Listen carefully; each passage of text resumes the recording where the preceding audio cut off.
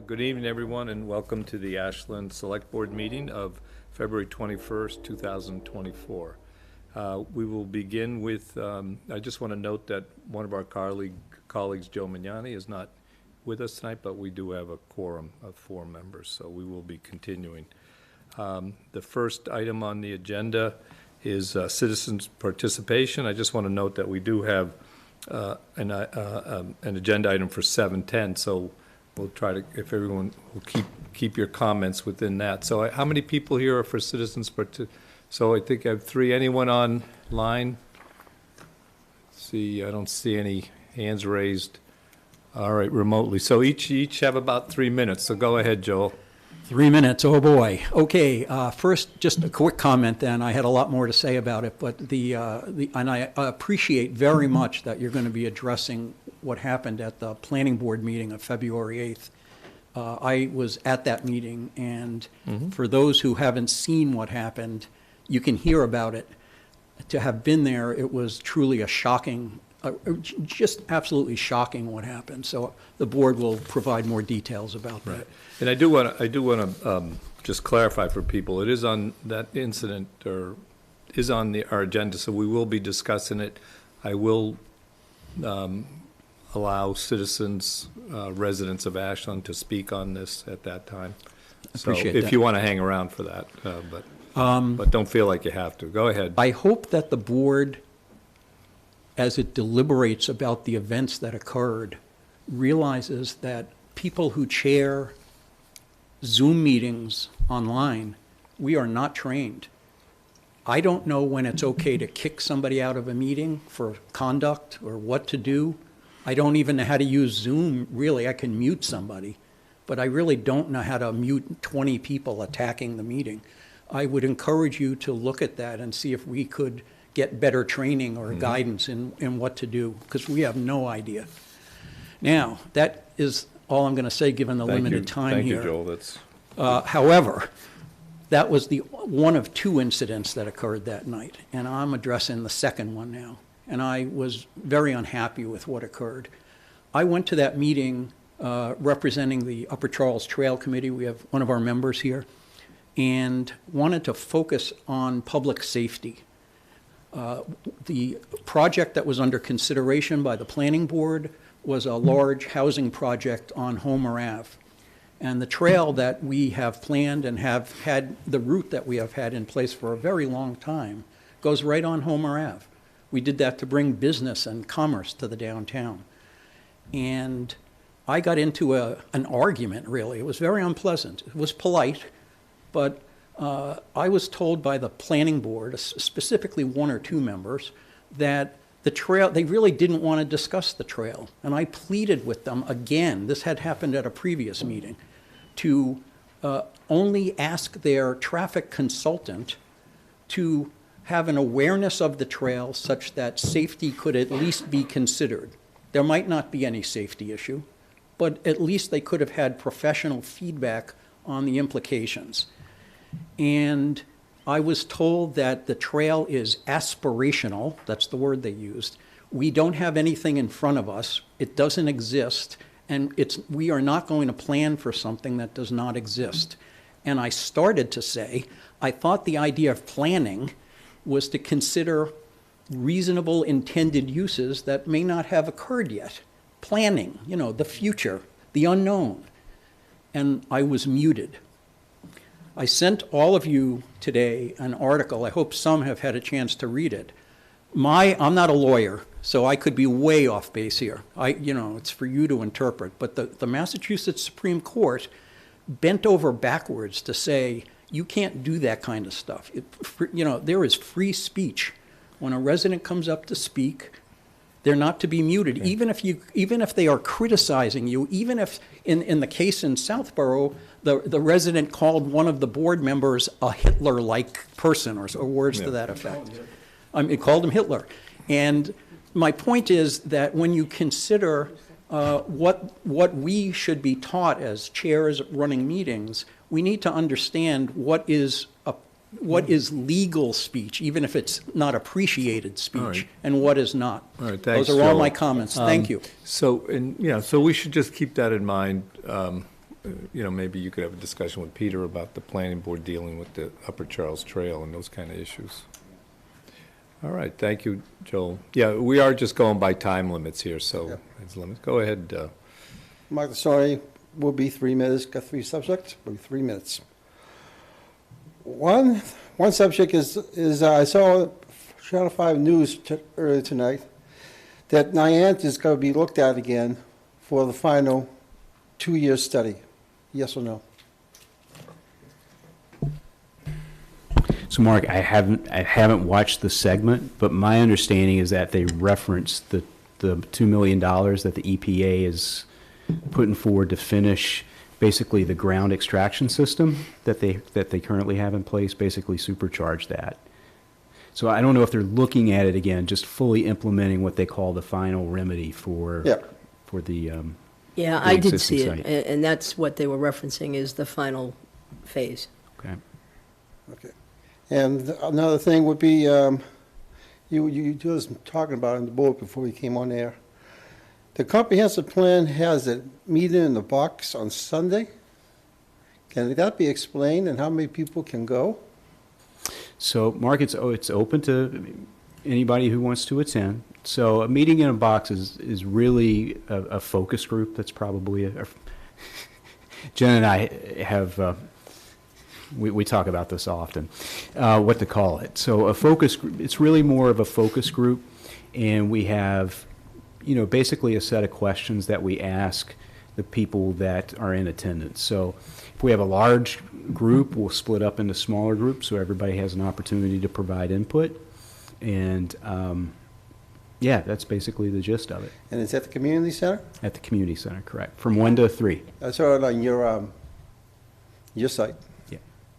And the last thing would be the planning board Zoom boom.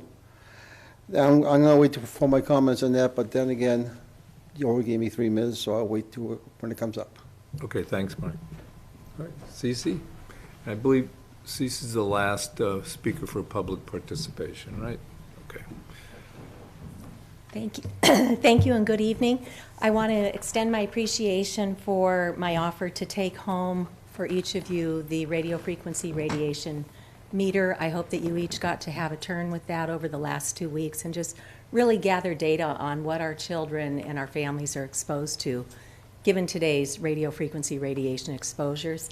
What I brought for you tonight is a copy of the New Hampshire 5G Commission report. New Hampshire is the first in the country to pass a law to investigate the health and environmental impacts of today's 5G technology. Once they got started on their investigation, they realized it's not just 5G.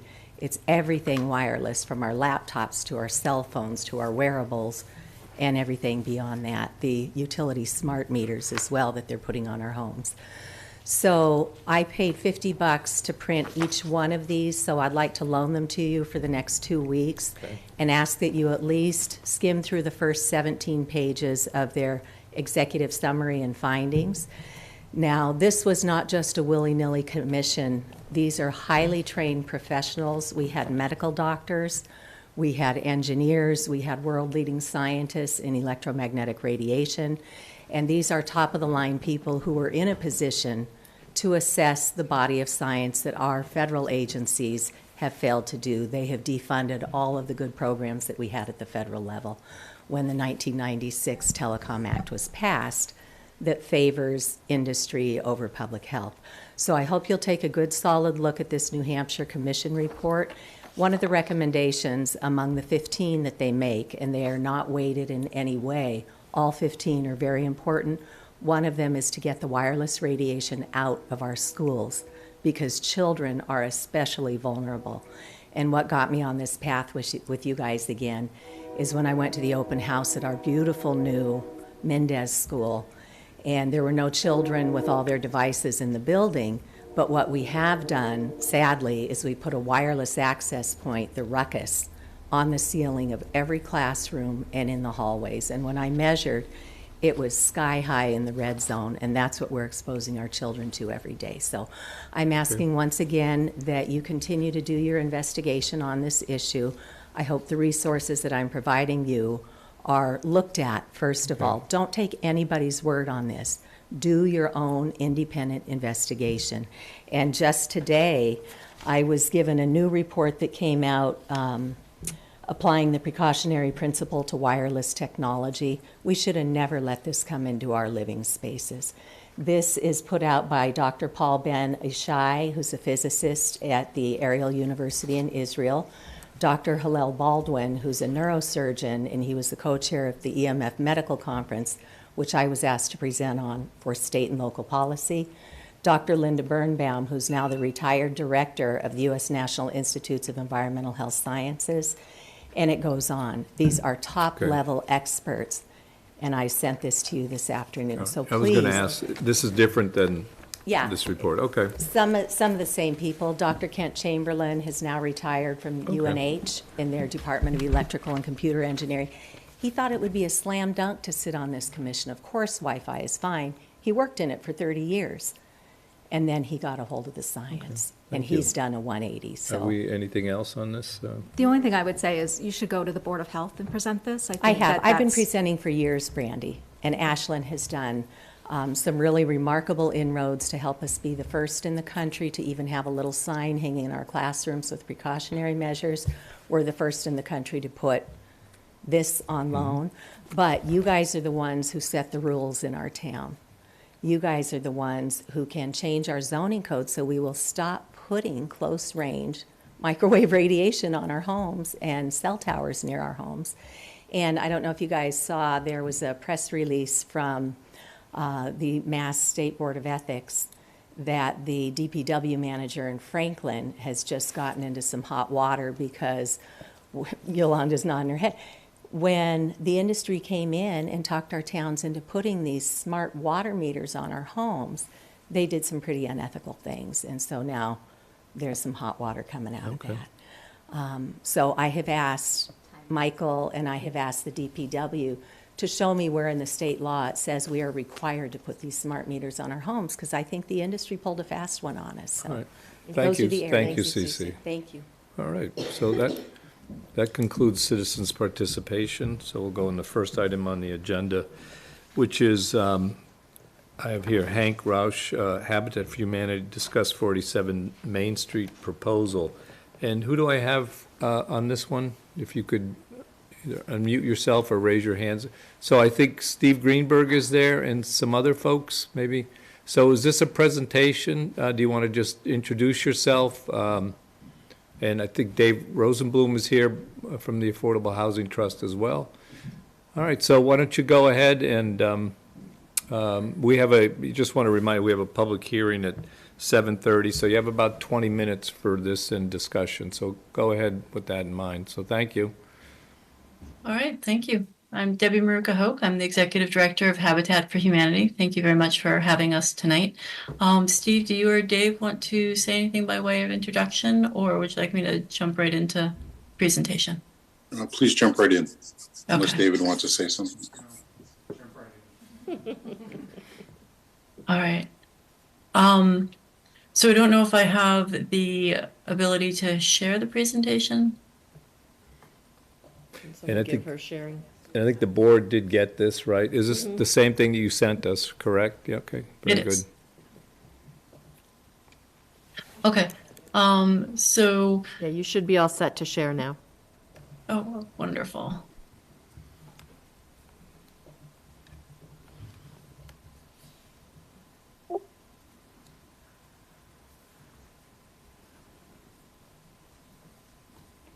All right, is that working?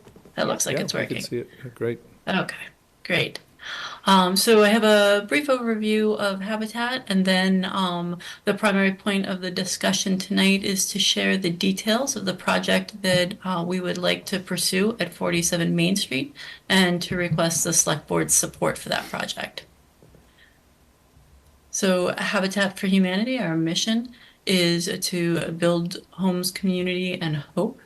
We do this in cities and towns. Our affiliate covers 42 cities and towns in South Central Massachusetts, and we specifically seek to do these buildings in towns that are requesting us to join them and to partner with them.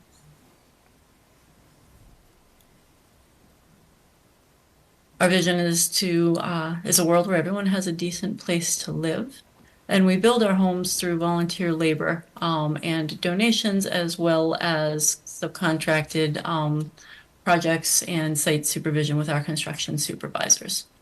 Our primary programs are home builds, veteran builds, our Operation Playhouse program. We also do home repairs, neighborhood revitalization, and a Brush with Kindness, as well as operating a restore, which you probably know there is one on Pond Street in Ashland that is growing every day.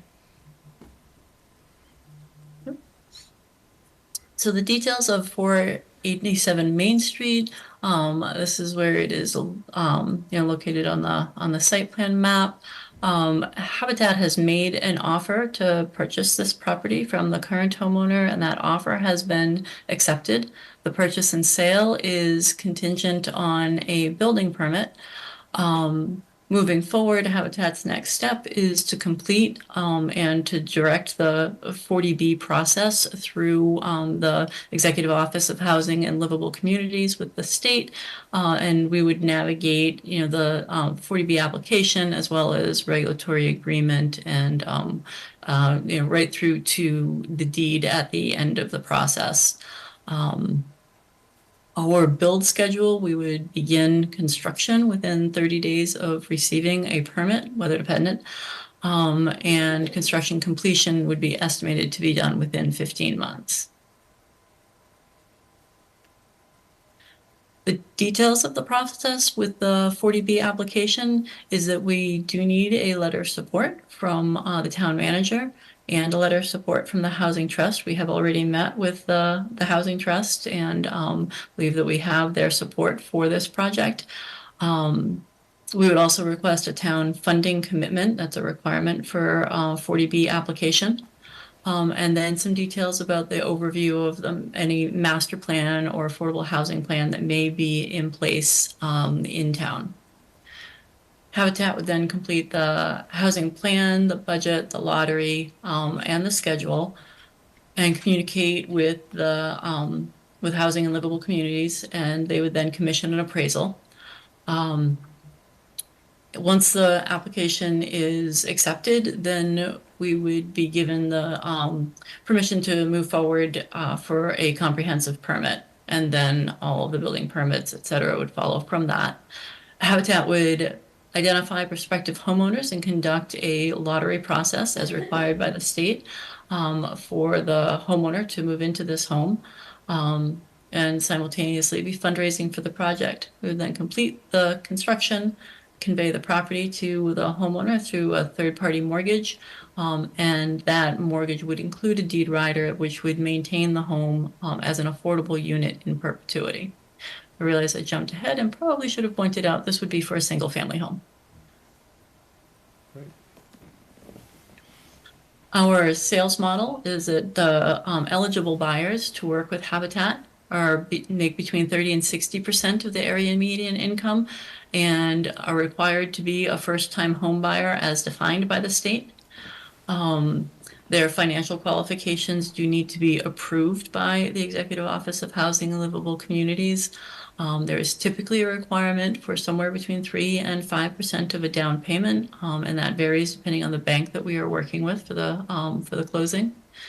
The family conducts sweat equity with Habitat, meaning that they work for 300 hours through a combination of education, first-time homebuyer classes, other financial education, and then work on the home itself and other partnership opportunities within Habitat. The family is selected, as I mentioned, through a lottery, and we will write and execute a fair housing market plan that HLC does need to approve before we can begin marketing the property. And the maximum sale price estimate for the home is $280,000. That is based on the current area median income that is, that's in place right now. However, in March or April, the new numbers will come out from HUD. So that's an estimate because that will be updated when those new numbers are released. Great. For our funding model, the construction cost we estimate for this project will be between $475,000 to $550,000. The mortgage sale, the net that Habitat would receive at the end of the mortgage sale would be somewhere between $200,000 and $250,000. That's once we take out the expenses of the closing, and also recognizing that the majority of our homeowner applicants do not make enough to sell the price at the maximum. And Habitat's mortgage amount is actually based on the income of the family that gets selected through the lottery. So we back into the price of the home. We don't set the house price up front and then require applicants to meet that price. We will do fundraising through corporate grants and in-kind fundraising. And then again, we do request municipal subsidy through CPA funds in the range of $120,000 to $170,000 for this property. A recent example that we just completed is 226 Cedar Street in Sturbridge. The town of Sturbridge actually donated that lot. It was town-owned land. Their CPA funds were allocated to cover 50% of the project costs, and we built a 3-bedroom, 1.5 bath, 1,500 square foot home there. It did have a septic and well because that site did not have sewer and water run to it. Here are some images of some of the recent homes that we've built. So this one on the left is that home that we've recently completed in Sturbridge. The ones in the middle are essentially this house plan joined together into 3 townhomes, and this site is in Worcester. And then this one is a renovation that we recently completed in Holliston.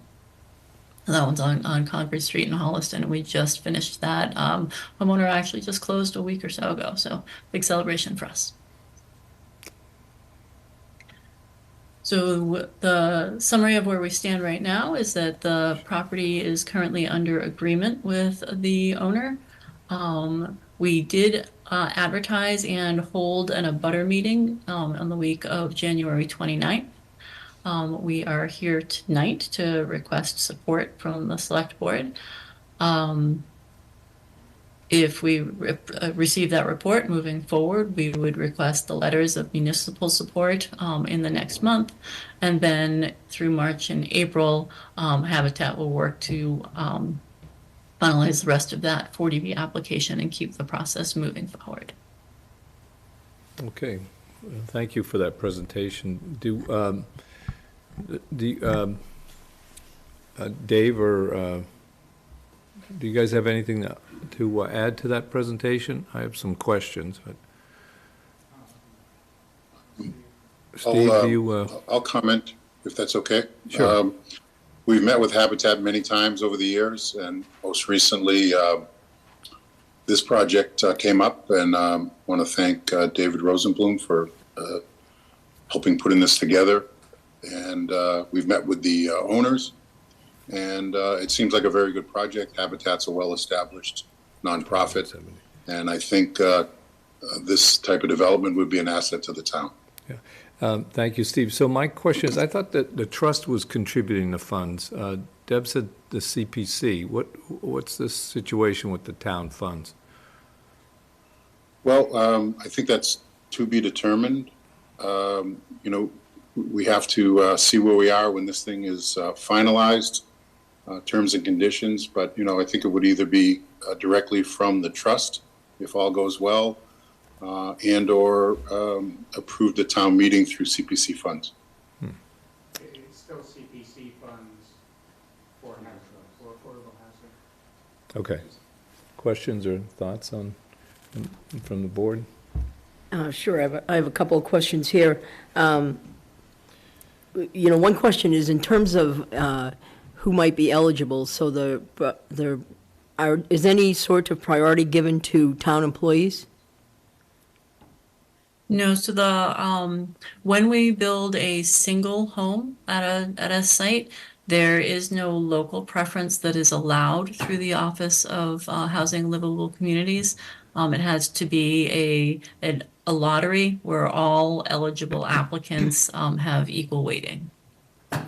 Okay, I think that several years ago, it wasn't a Habitats for Humanity, but the land off of Raymond Marchetti, that loop there, those homes, they were built for low-income housing, and they were able, in that case, to offer, I think, priority to town employees. And then I wondered about your abutters meeting on January 29th and how that had gone. So that was a relatively quiet meeting. We had members of the Housing Trust and one of the members of the Select Board, Joe, was there, and the current owner of the property attended, but no other abutters attended. Thank you. Others? Brandy or Yolanda? So thank you for the presentation. I know that our Affordable Housing Trust has been working hard to try to bring a habitat project to Ashland. I think that I've been on site at Habitat Builds, and it's a great project to be a part of. So personally, I'm excited to see a Habitat house come to Ashland. I was curious about the current owner of 487 Main Street and sort of how that works if the property is privately owned, how that gets worked out with Habitat. I'm just curious, based on knowing that this is going to be kind of offered up as a lower income house for a family. So the way that it works is Habitat has made an offer to the current owner to purchase it, and the owner has accepted that offer, pending Habitat receiving a building permit.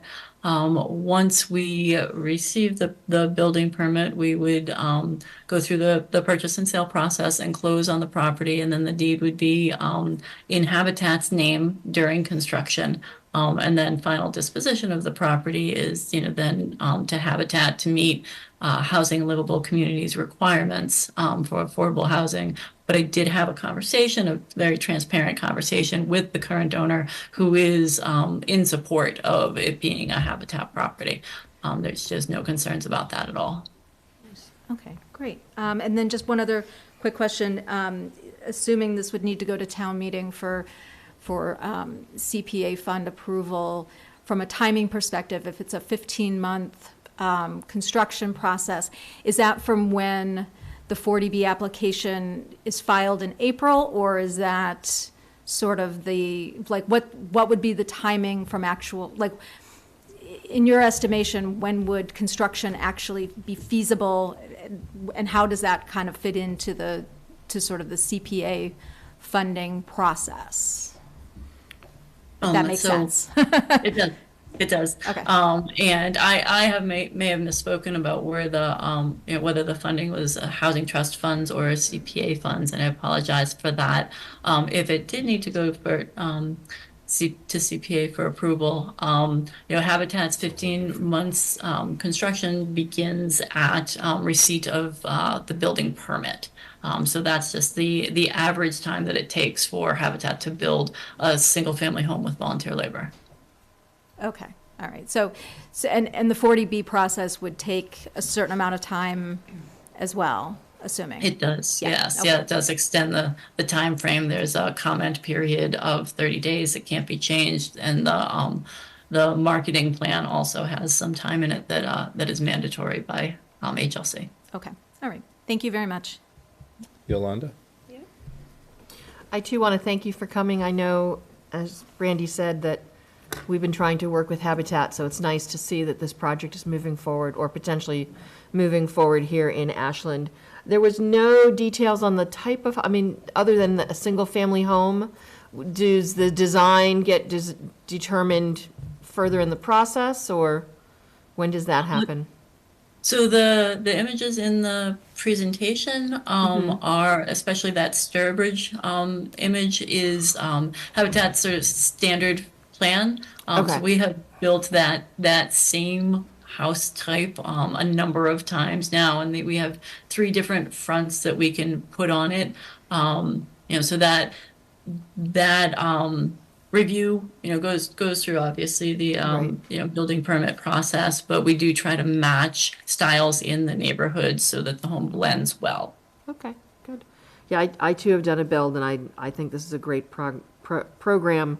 So I hope we can help you move this forward here in Ashland if it needs I to think come. here I have construction volunteers on the board, so that's great. Oh, yeah, definitely. We can do something. All right. In regards to timing, I guess the Affordable Housing Trust still needs to decide where the funding is, if it's going to come from the trust or from current CPA funds. I guess that has to happen. If you need to go to town meeting, are you looking for spring town meeting or potentially fall town meeting? Steve or David? Yeah. Oh, I'm sorry, if I may. Yeah, Yep. go ahead, Thank you. Steve. Thank you, Yolanda. The trust has the funds in an account to cover this if need be. Okay. So, it's not going to be a last minute type of approach. But if possible, we'd go to town meeting if it makes sense to ask for funds, replacement funds or additional funds. But as I mentioned, the Affordable Housing Trust has the capital to Okay. cover. So it might be cover the kind of expense. thing where you move forward with it now and then ask for replenishment funds at a different town meeting. Well, as a friend used to say, probably, maybe, definitely, we'll get back. Okay. So, what do you need Thank from you. us tonight to move this forward, or what do you require?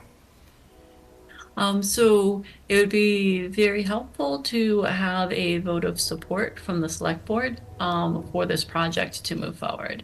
I move that we support the Habitat for Humanity house that is being planned and presented for 487 Main Street. And I'll second that. Okay, the motion to support has been made. This project has been made and seconded. All those in favor, say aye. Aye. Okay, motion passes 4-0. So congratulations, thank you for coming forward to do this, and hopefully it'll go smoothly. So thank you. And congratulations to the affordable housing. I know the committee has been working to try and work with Habitat for a while. So to everyone involved in making this happen, nice. thank you for doing that. And now you can start with the Simpson property, so there you go. You got plenty. All right, thank you. Thank you very much. All right, so the next item on the agenda is, A few minutes late, but it's being, this is a notice of violation hearing to include but not limited to noise, occupancy, and parking, Ashland Memorial Association Incorporated, VFW, 311 Pleasant Street. And I'm just going to read the purpose of the hearing. And before I get into that, I'll just maybe make the members aware that we've had a proposal to open, to start this hearing and then to take testimony and facts and then potentially suspend it until our either next meeting so that Joe Mignani will be here for that. So that's kind of the thought, so keep that in mind as we go through this, that we'll be deciding that before, and just wanted to make everybody aware that we may not have a conclusion to this hearing tonight, okay?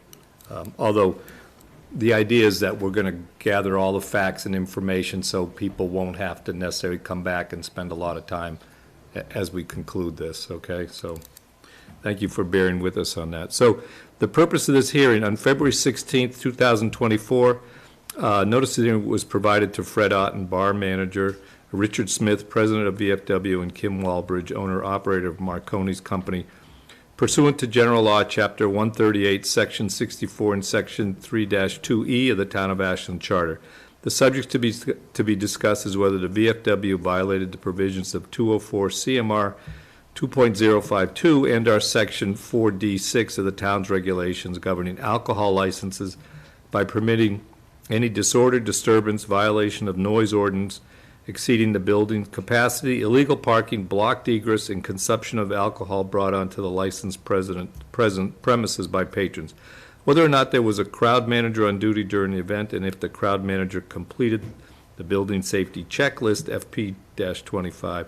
The alleged incident in question occurred at or about 2224 hours on February 9th, which I think is what, 10/24, 2024. All the facts are more specifically set forth and the police report, fire lieutenant report, and photograph on record with the Select Board office.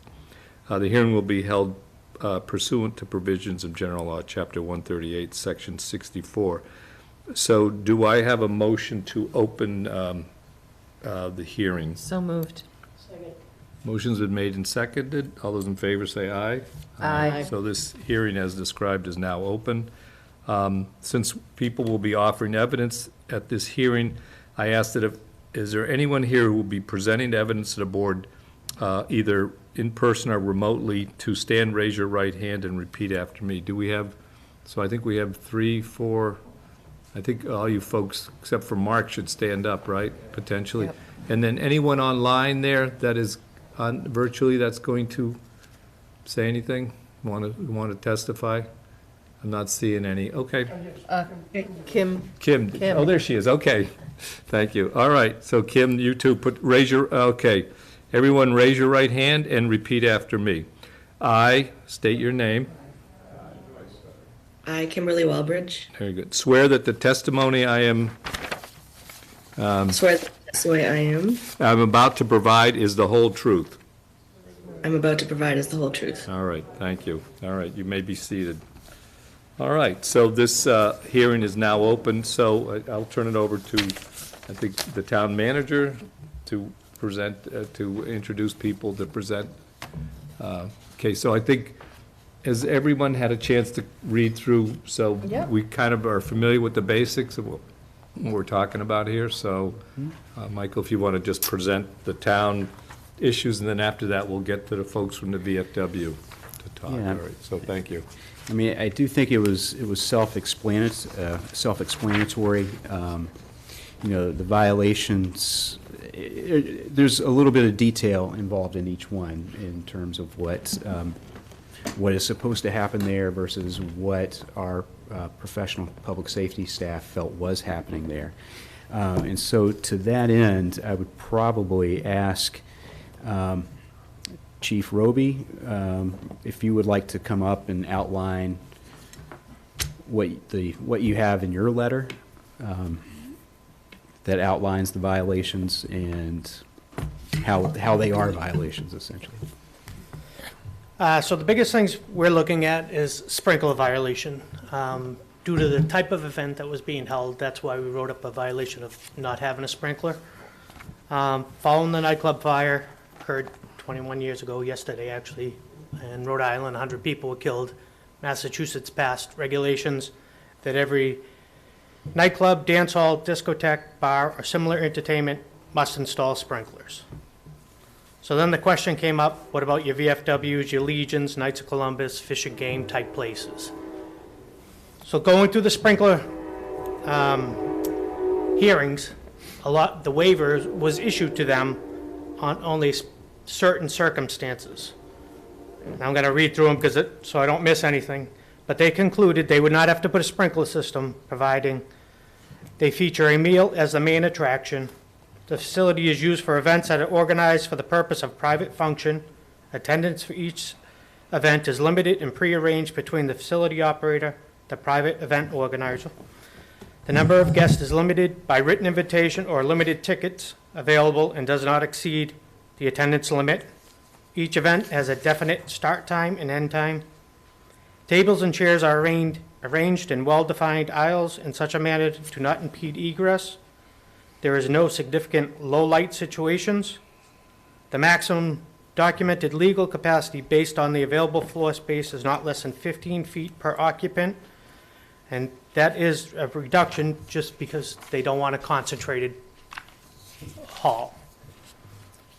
The characteristics of the event, as referenced, are strictly controlled by an on-site manager and made in part by a written function event contract.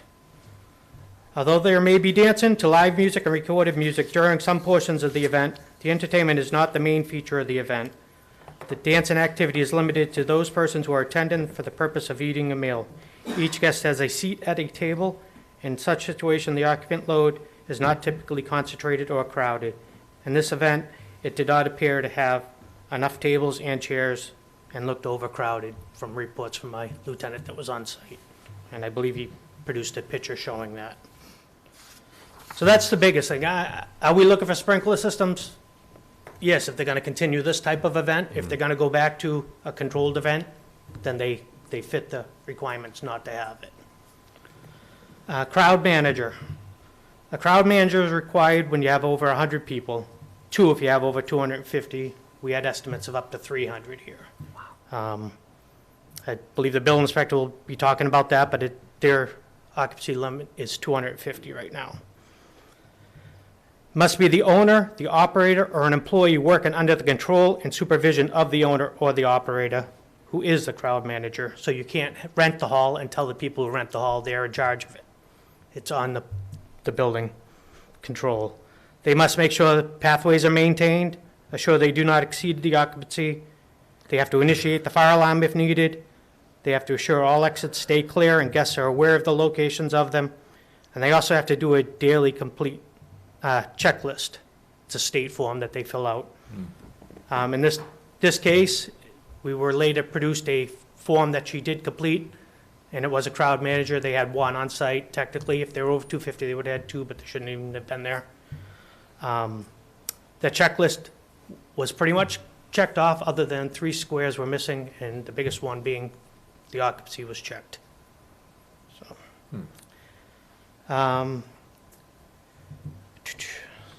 Another big thing with the sprinklers, and more for the VFW to know, 2 violations of occupancy in 12-month period is mandatory that sprinkler systems have to be installed. So if they violate the occupancy load 1 more time in this year, it's mandatory sprinklers. It's not waived anymore. And if they do get a 3rd offense, according to Mass law, they lose liquor license, food license, and all entertainment licenses for the property. Chief, the sprinkler cutoff is what, 250 or just, oh, no, it's more Any like occupancy of over 100. over 100? And if it's not a controlled event like a dinner, I guess. Right. So basically, they're looking, you want more like a restaurant type style. That way there's tables, you're filling up the place. Yeah. Where here, if it's a dance hall, you can load it with just people dancing around, standing. Any other, well, should we have questions now, or are there more people that want to? I think if you have questions of the chief, you can You guys have any ask questions. Yeah, go ahead. We can start I with you, just have Claudia. a quick question. I think even with the sprinkler system, would that change the occupancy number? No. I mean, they could get away with the table, so technically, yes, I would have to say it would change it a little bit. Here, they're supposed to fill up the room with tables. Everybody has to have an assigned seat, so for the amount of people that are there, they all have to have a seat at a table somewhere. So what you're doing is you're filling up the room. If they had a sprinkler system, they could take all the tables out and have a dance. Just strictly dance. Flexibility. But the ultimate square footage, 250, would never be exceeded. So, quick question, so the 3 boxes that were not checked, where basically it says with the about the responsible party to ensure no one in excess of the occupancy load, which includes all employees, guests, and performers. And it's listed as Kimberly Walbridge, but it's not checked off. Correct. Because it's not checked off, is that, I would say it's not completed. I mean, Okay. ultimately, by checking it off, it's verifying that she's saying she counted everybody and never exceeded the occupancy. okay, And I think in this particular case is really the big issue was the occupancy load was, okay. and the person has to be dedicated to count. I'm sure if you read the fire report, Lieutenant Marsekowitz, I think, was going to try to be online feeding, he is online. Their person was running the bar at the time.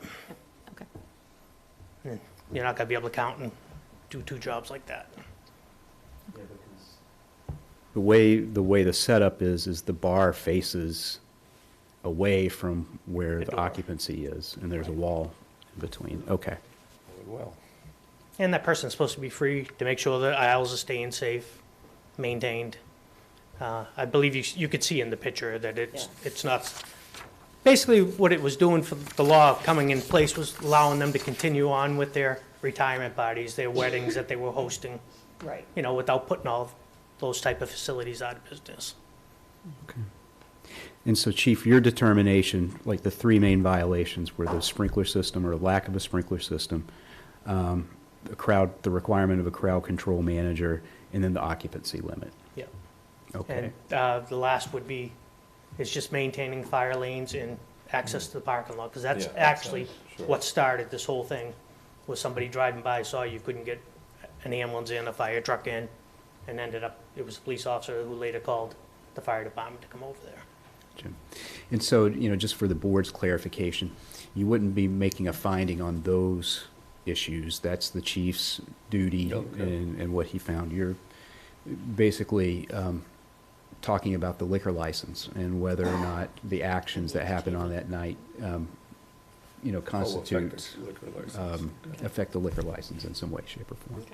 Yeah, I mean, I hope from here it's an education for them to improve and monitor it.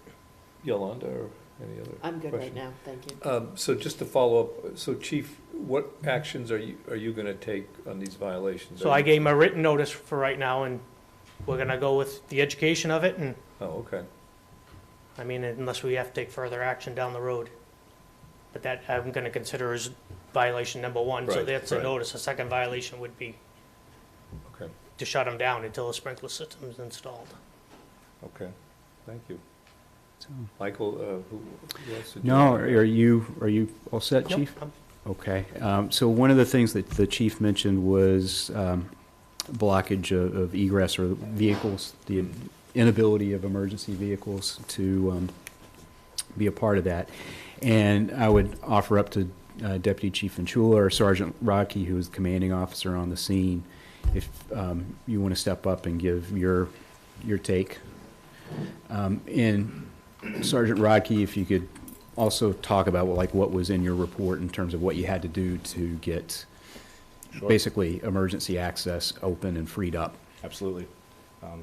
So on the night of the 9th, my attention was initially drawn to the VFW because of a parking issue. There are two main entrances into the VFW parking lot. One was nearly fully obstructed, one was partially obstructed, so I could barely squeeze a cruiser in there. So again, that initially drew my attention just to the inability of emergency vehicles, fire engines, ambulances to make their way into the building should there have been an emergency. From there, we attempted to go inside and allow people to move the cars. With no success, I then called the on-duty tow truck, and a number of vehicles were removed for safety. So you had to physically tow. Yeah, I believe 2 vehicles were removed by the tow truck. Okay. Do you have any observations about some of were there any specific laws that you enforced that were violated?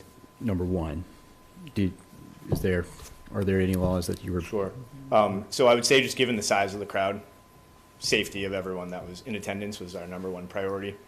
So safely, when the determination was made that we were going to end the party with the fire department, we were trying to develop a plan to safely egress everyone without a mass exodus. So that was kind of our number one priority there. Secondly, the only other real observation that I had was a number of nip bottles that were consumed inside the VFW that were kind of strewn about the ground. Okay. Interesting. Okay. How did you know did you say they were consumed inside, you thought? The empty nip bottles were on the ground inside. Oh, inside, okay. Questions or, I had one from your report, Sergeant. You said the security guards were armed? Yes, they were. Is that usual, or is that, is there something unusual or issue about that, or anything? Nope, it wasn't an issue. We confirmed that they had valid license to carry firearms, and in the performance of their duties as security, there was no legal violation there. Okay, I was a little surprised. Is that a usual kind of, well, maybe other folks can address that, why someone thought it was necessary to have armed security there. Yeah, well, I can't speak to whether it's usual, but Okay. I haven't seen it in the past. But we did confirm that everything was above Great. board with that All company. right, thank you. Other questions for Sergeant? Thank you. All right, thank you. Yeah, thanks for your observation skills on that one. Thanks, Sergeant. And then our building commissioner is here, Doug Scott. Doug, do you have anything that you'd like to add? Well, if I can explain, talk a bit loud? Doug, Just you do need it to at the come up. mic. Yeah. Come up, here he comes.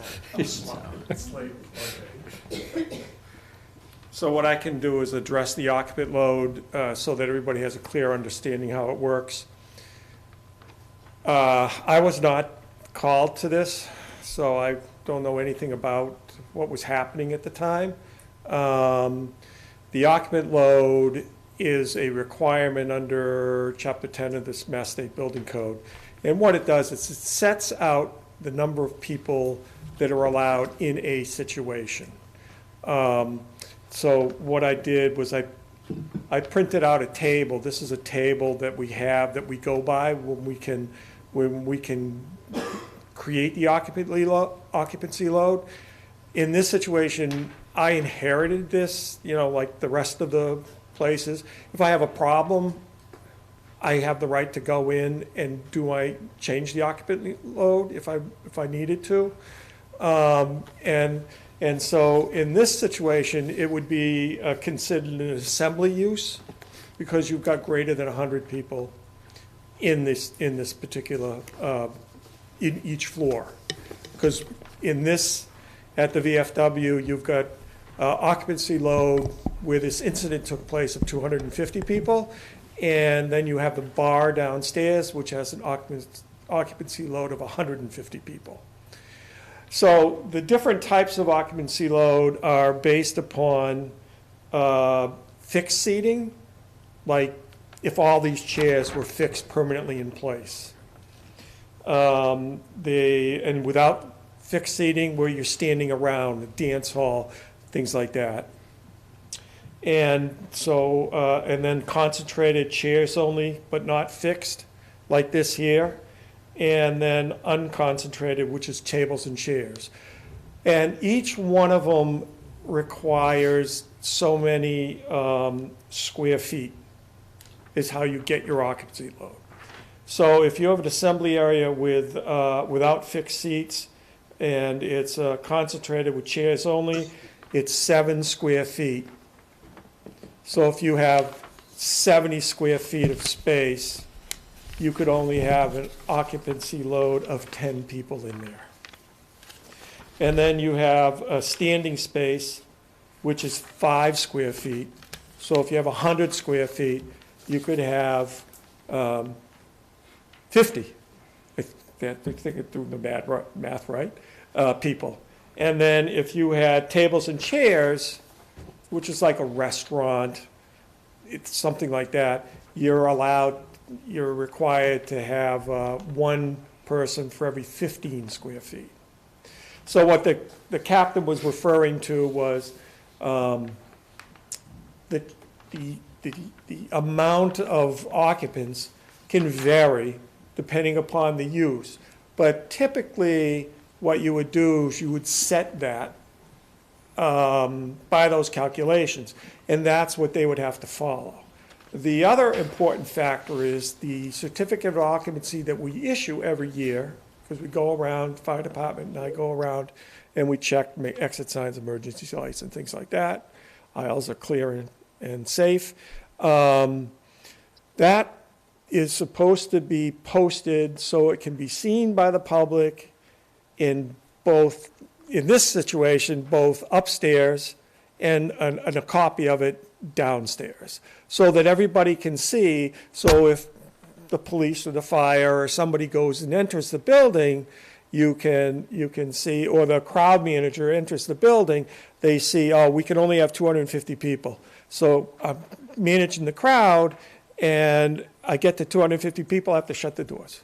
I can tell nobody else to leave. Unless somebody leaves, then you can let 1 person in. So that's about all I can provide you for information to give you a general idea about that. Okay, thanks, Doug. Questions for Doug? I have a question. So the 250 occupancy for the upstairs, was that determined by tables and chairs, or was that determined in a different way? Do you know? This was long before I came here that somebody figured that out. Okay. But, depending upon what the board would like to do, we could go in, and I could go in with the fire department, we measure the space out and see what we come up with. I mean, if they're not gonna install a sprinkler system, that they gotta go with the tables and chairs. And that means, for every 15 square feet, you get one occupant in the space, so it's not that difficult to figure it out. Okay, thank you. Other questions for Doug? It's interesting. Okay, thank you. Thanks, Doug. Anyone else from the town? No, I think that covers it. And Deputy, unless you want to add anything? Okay. Deputy Chief? Okay. Okay. Oh, Kyle, did you have anything that you wanted to add? I don't think, did he get sworn? I'm here. Yep, is there anything you wanted to add? Did you get sworn? No, the chief, Lieutenant? Sergeant. Did you hear me? Did you get sworn did you get sworn when we did the rest of the folks? Yeah, I was Okay, still great, muted though. thank you. Go ahead. Nothing crazy to add. Reiterating off what Chief Roby and Sergeant Rodkey had said, the sergeant had inquired what the occupancy limit was, which piqued my interest and brought me over there in the first place, just to put eyes on the situation. And like the sergeant said, our biggest concern was just how to safely evac these people without causing some mass exodus. I did poke my head in. I did check the egresses from the inside. What we call the alpha side on the fire service is the front of the building. So there's two main egresses on the front side, which faces Pleasant Street. Neither of those were obstructed for pedestrians per se in or out. There was one on the left side as you come down where the handicap ramp is. It wasn't blocked from the exterior. It would have been tough to get to from the interior, just with the amount of people that were in that area. And other than that, that's pretty much it. Okay, thank you. I Thank have you. one other question. Sure, So, go ahead. Just, I don't know who would be the best to answer this question, but the occupancy certificate was posted somewhere in the upstairs? I don't believe it's posted downstairs. Just downstairs. Yeah, I was not able to find it. I briefly looked for it after speaking with Kim on what the number was, because I was not 100% positive and off the top of my head what it was supposed to be. She said it was 250, which that's what it ended up being. But I looked for a posted sign and there was nothing at the time. I don't think it says it in the contract either, does it? It's on It the does. board Yeah, I didn't see it in the downstairs. contract. Okay, we'll wait, sir, you should be at the microphone, so why don't we wait till you get there? And is there anything else, Brandy, or we can, so I think we're done with the town staff, so VFW folks, do you want to come in whatever order you like? Just come up to the microphone, identify yourself. Who wants to go first? It looks like we have two people online, Kimberly- Kim and Rick. Happy to speak online since it's. iPhone as well. Yeah. Did he get sworn? I He don't did. remember. Okay, that's good. All right, so who wants to speak? Go ahead. I'm happy to speak. Sure, go ahead, Kimberly. We can Okay. hear you. Yeah, go ahead. Hear me okay? Yeah. Okay. So I understand the importance of safety in our event hall for sure. We definitely never do parties that make it a night hall. This was, a surprise. I tell all my parties 200 is our max. I don't want to get close to 250. The host of the party knew that. So I was surprised to hear that the count was over 250. I understand that mistakes might happen within 10. That's why I wanted to, that's why I like to keep it at 200, just for extra caution. As far as the 3 boxes go that wasn't checked off, it was because it wasn't a yes or no question on the checklist. It's always, I sign my name, and then on the certificate it says the number and the expiration date and my name, and that's why they weren't checked off. So it's not that they weren't answered, I just didn't check the yes box because it asked for, my name and the person responsible. So just to clarify that. Also, in the 6 years, this has never happened. Now that it has, I would make some changes that it can continue.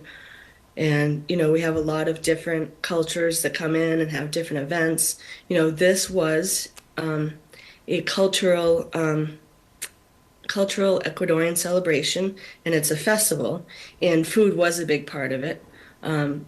They do food, they do kids' performances, and they have, music. So it started out that way, and there was no issue. There were, kids. It was, not a ton of people, and, I felt okay about how the party was going. And at around 10:30, it's when it shifted, and, a lot of people started coming in. It was a different vibe. So at that point, although no one was overserved, because it had sort of changed and shifted from, a family-centered event, I decided to stop serving alcohol at the bar at that point. And I did walk around at that point assessing next steps and like what the level of intervention was needed. And at that point, the police and fire had arrived. I understand that I'm liable to monitor and be sure we stay below capacity. And going forward, I will keep count. Versus in the contract, I have it's the responsibility of the host of the party, and he was the one checking people in. As far as security goes, they were his security because I said I need to make sure nobody brings alcohol into the event. So, that's why that they were there for that. I didn't see the nips. There was a bottle on stage at the end, which I had seen. That was most likely from the DJ. But like I said, going forward, I'll make sure that I know the capacity at every event, that we have all the tables set up, and that will also make it easier to keep track of the capacity, because if there's anybody standing not in a seat, then I will know that it's, more than the amount that they said they would be. Anything else, Kim? Did you? Sure. I also I have cameras that I have on my phone, so like I can see different angles. So I was behind the bar, and I would look to see, what's going on in there. I can zoom in, see, like, make sure, as best I can, like what people are doing, and nothing's being blocked, and we're following all the rules. Okay, thank you. Michael, did you want to? Well, I think Yolanda had a question. Yeah, we can start. So, based on the information that we've heard, it sounds like it's difficult. You're asking for them to be the crowd manager, whoever the host is. It sounds like you've asked them to be the crowd manager. Not the crowd manager, but just they were responsible for the amount of people that came in to be what they said that was set up to come in. Okay. And you were you were at the bar, you were managing the bar. Yes. For the event, okay.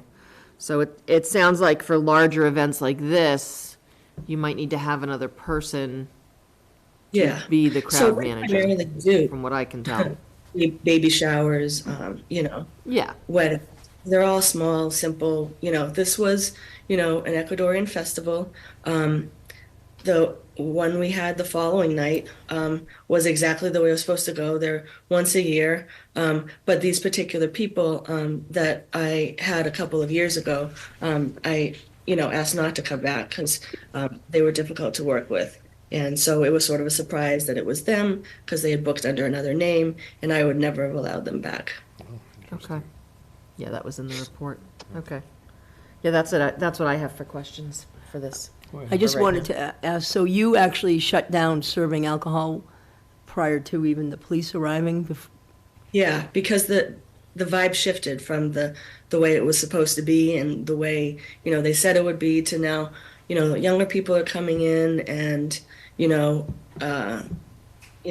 children's presentations were ending, and then it became like just a different vibe, and that's not how it was supposed to go. So right. I started with, okay, how am I going to handle this?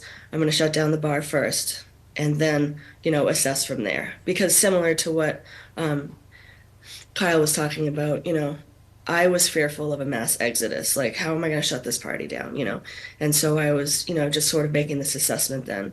And, they were standing on chairs. They weren't supposed to do that. It was not going the way it was supposed to go at that point. Thank you. So I have a question for you. We have a copy of the contract that you use to sign with these parties that are coming in to use the facility. Nowhere on that contract is there any information that you're looking for from people to, like, what the event is and how many people they are expecting. And there's nothing on there that has an occupancy limit on it.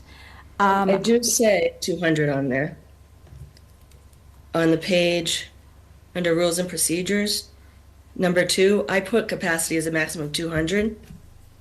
And it's the responsibility of the renter to ensure that capacity is not exceeded. You know, it's 250, but I'd never want more than 200.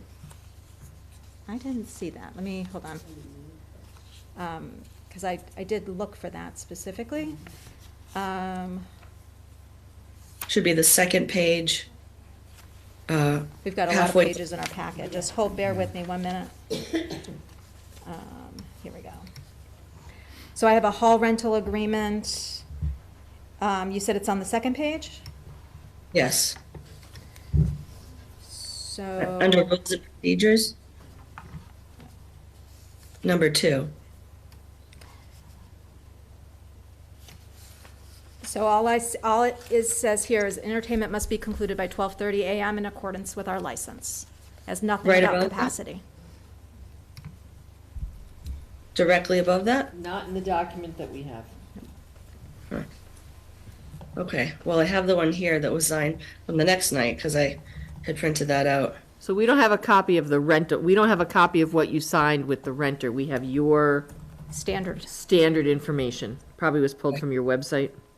Okay, so yeah, so I have this one and it's signed, and it says, I don't know if you can read it, but there's a capacity of 200. Okay. Oh, yeah. Okay. Look at that. So is there a, like, what is the communication like with you and the renter as far as what? So I speak to them first, either in person or by phone, and then we go over the whole thing, and I write down, you know, what the event's going to be, you know, how many people, what time, I tell them all the rules and procedures, and then we move forward from there. They do a deposit. I have them sign the contract. Okay. In the police report, there was a reference to an event that happened in 2023 with the same. It was 2 years ago, and it wasn't a capacity issue. They were just difficult to work with, and I didn't want to work with them again. Okay, so there wasn't a similar issue with a large gathering, you know. I'm just trying to get a sense of the frequency of these types of events. No, we never have these sort of events. No, it was, so we have, like Diwali has a festival. So that's like a similar idea. It's a festival, food event, kids do some things, they do a dance. And this is the Ecuadorian festival. So we have a lot of different cultures that come in and have different things that they do. So this is something that we had booked before, and this particular person had tried to come back and book, and the event that they had come was 2 years ago, not last year. And so I'd already said no, multiple times, and then they managed to book under a different name and said, it's for our cultural event and traditional music with the kids doing the shows. I asked the details about it, for things like that. They're a little bit different that I don't know a lot about.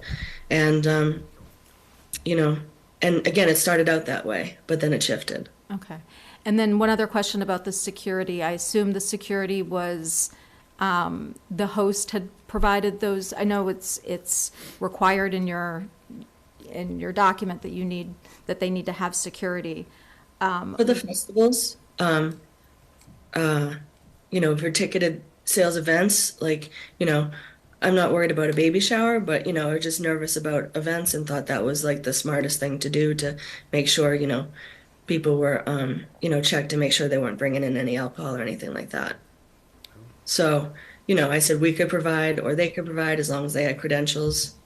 Again, this I don't know the last time we've had to have one, so it's not something that's typical.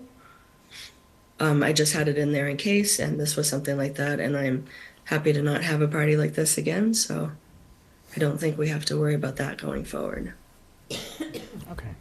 All right, that's it for me. Thank you. Yeah. Anything else? Any other questions? I just wanted to Yeah, ask. yeah, go ahead. Hey, Kim, I just had a couple questions. So, Sergeant Rocky and Chief Roby and our building commissioner, they basically put forward a set of facts. Is there anything that you, dispute that they said? No, I would, I hope there wasn't over 250 in there. Again, the host was supposed to keep it at 200. So, I don't know, but no, I think that's all factual. Okay. Okay, thanks, Kim. If there's anyone else from the VFW want to speak or present any information, sure, come on up. Come up here and introduce yourself.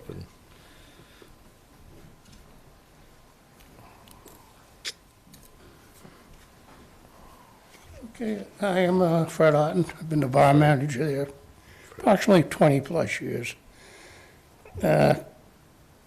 I just want to assure people, I was not there, so at night, it's past my bedtime. But, so I don't have facts that I saw. But I do want to assure everyone that we don't want it. Kim doesn't want it. And I've been working with Kim for the last few days to devise a system that'll foolproof this from happening again. A new contract format, something along those lines.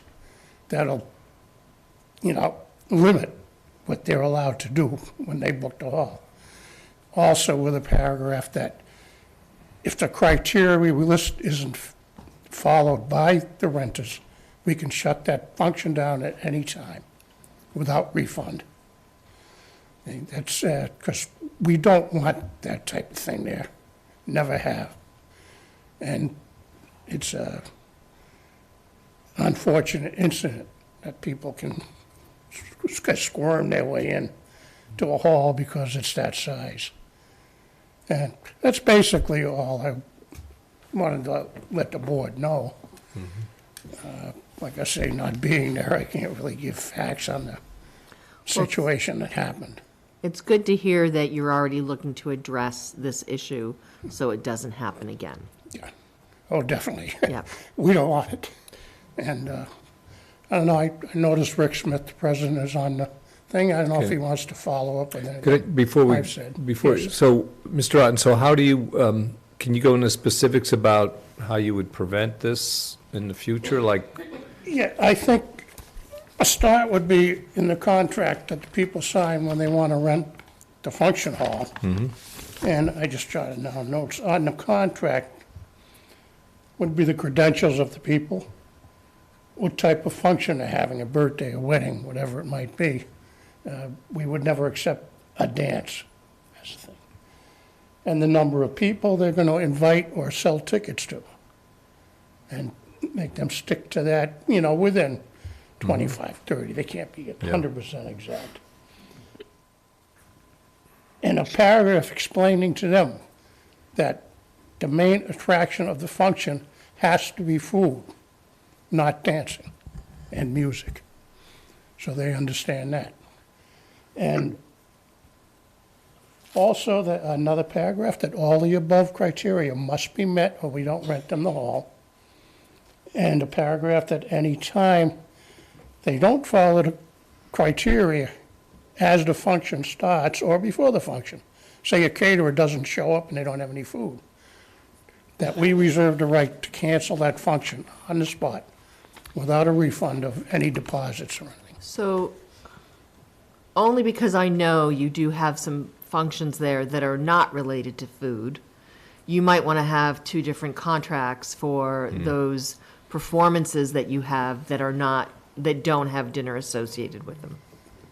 Okay, we could, I know I- that. The only ones I can think of is, Only because if you say it has to have food, and then you have a function that doesn't have food, they are in violation, and they're, that could affect your entertainment license. Oh, I see, okay. Well, we could make one for this Yeah. type of thing, and one, because I know like the Ashland Ashland Theater Community Theater, Society exactly. has Yeah. their plays there and everything. Yeah, without food. Without food. You guys should have food. I guess that's the Do they question have for. food? I haven't been to one. So, Other questions for Mr. Otten? Go ahead. So I don't know if, I was just thinking, for any event that happens at the VFW, are either you or Kim on site for those events? Is there any circumstances where you wouldn't be on site? I wouldn't be. They go on a little late for me at my age, but Kim is there for every function, beginning to end, regardless of what it is. And I've never seen her miss one, to be honest with you. That's an important thing to make sure we know. Thank you. Well, one thing I'm wondering, does Kim have then the tools to shut something like this down when she sees a situation like that occurring? Because you got a lot of people, and it's just her, so I don't know. I would suggest, I'm sorry, I would suggest that she do like she did, shut the bar down, and then maybe call the police department to make sure she has assistance clearing people out. I don't foresee this happening again, because we're just not going to book that type of a party. Okay. If it happens under false pretenses, then Kim could always call the police and say, just assist me to make sure the people are okay leaving.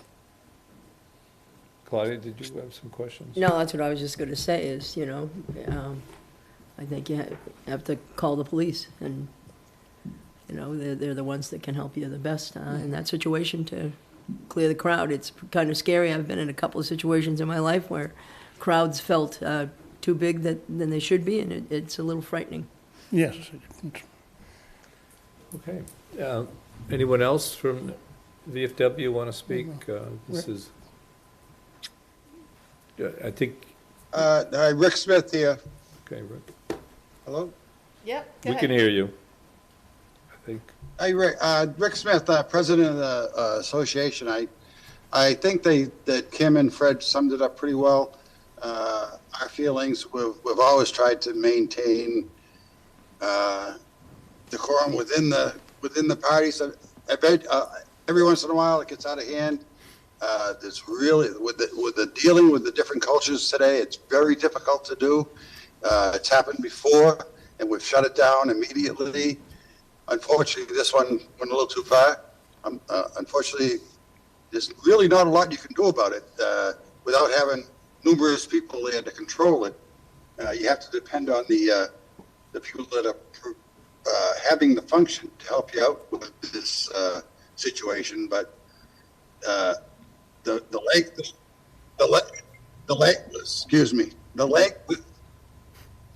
language barrier is a little difficult sometimes too. But we're doing our best to keep it under control, and I think Kim and Fred have summed it up pretty well what we want to do in the future. And we hope you see it go that way, that we need the VFW, we need the function hall for the people of Ashland. A lot of people use it, so we don't want to lose that. And hope you understand our situation, and we'll try to keep it under control in the future. All right. Thank you. Thank you. Any questions or things for Mr. Smith? No. All right. So thank you for that. So one of the things I just noted that one of the most serious parts of this is the fact of the overcrowding, the lack of a sprinkler, and the egress issues, and the exterior parking issues. So I think you should think carefully about that. That could, as Chief Roby mentioned, that could have been a real tragedy. With a nightclub fire without proper facilities. That's when really can be a real tragedy. So If I could just interject that as far as the egress, we have 7 egresses from the upstairs that are usable. Okay. The sprinkler, yes, that was negotiated years ago that we wouldn't have without food and all that. So we're pretty well good with that. Yeah, and I think I'm also as far as talking egress, about the exterior as well, the parking and the egress in and out. Yeah. Oh, and as far as getting out The of the parking parking, lot? yeah, and the driveway There's not a being whole- blocked, and so you just need to think about systems for that as well. Make sure those are clear. Yes, So- I'll include that in my system. I'm sorry, Kim, were you going to say something? Yeah, I was just gonna say, now that I mean, that's not typical. I mean, honestly, sometimes the bingo ladies park where they shouldn't, but, people usually give a license plate and, we have them move. So, I'll just be more aware to give it a look, when All the right, party thank gets you. there. Other questions or thoughts or discussion? So we did have the idea broached that we would suspend this hearing and then take it up at our next meeting for final. But, so I just want to get a sense from the I don't committee know. of what you want to do. My sense is, I think it's the first time that they've come before us for this issue. They've not had to come before us before. It sounds like Kim and the people there realized they had an issue and that the things weren't done appropriately. They now have further information from our fire chief and our police department to say what they need to be aware of. I personally don't think we need to extend this. I would like to a recommendation would be they get put on a warning or, probation for 6 months. And if something like this happens again in those 6 months, then we visit making any drastic or recommended changes to their liquor license and entertainment license. So are you talking about like imposing a penalty, but putting it in abeyance? Yeah. I mean, I don't have a penalty in mind. My thought is put them on probation for 6 months to make sure nothing like this happens again. And if in those 6 months there's another complaint or the fire department or the police department has to go there again and it could affect their liquor license, then we bring them back and then we look at putting some kind of restriction, or we've done things where a restaurant loses their liquor license for a day or for something like that. So that's my recommendation.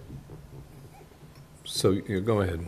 Yeah, questions, thoughts? So, a couple things that came to my mind. One, I think that I agree with Yolanda. I think, Chief Roby and our police department, first of all, did a great job that night, because it really, there was no crisis. It was handled in a really professional, great way, and no one got hurt, which, that's first and foremost. And I think that hopefully the VFW takes the recommendations very seriously. Also, the whole idea of rewriting the contract and making sure that you are aware of what the events are, and make sure that it's very clear what your expectations are for these events. That would be important, as well as posting an occupancy certificate on the upstairs. I think that that's necessary. Personally, I like the idea that, our building commissioner takes another look at the space and makes sure that the occupancy, the downstairs space. The upstairs.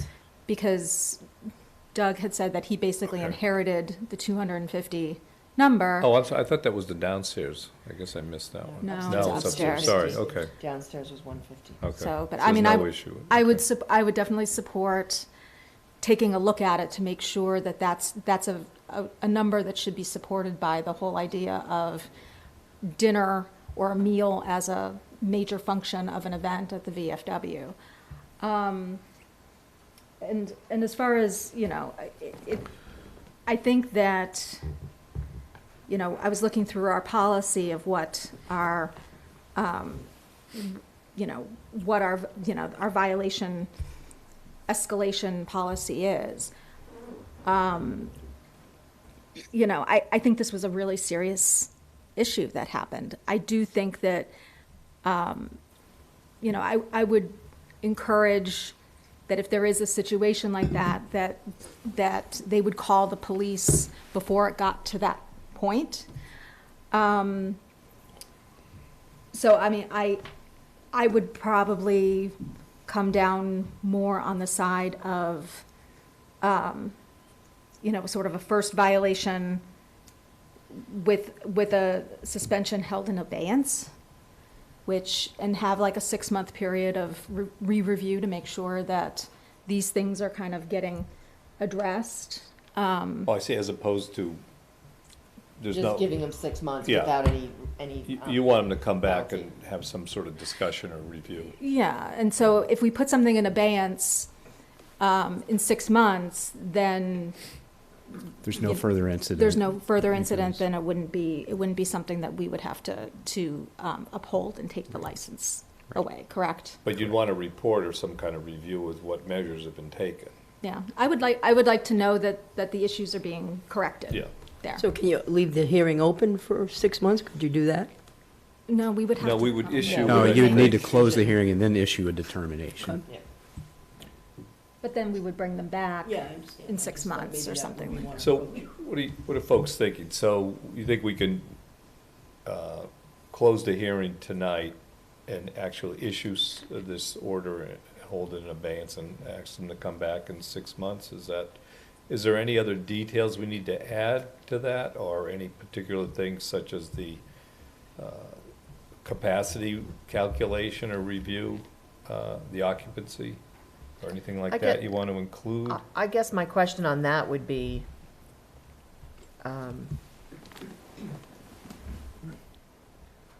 and this would be for our building inspector, right? Based on a visual look of the building, is 250 a good number, or would you have to go in and actually do the measurements to figure that out?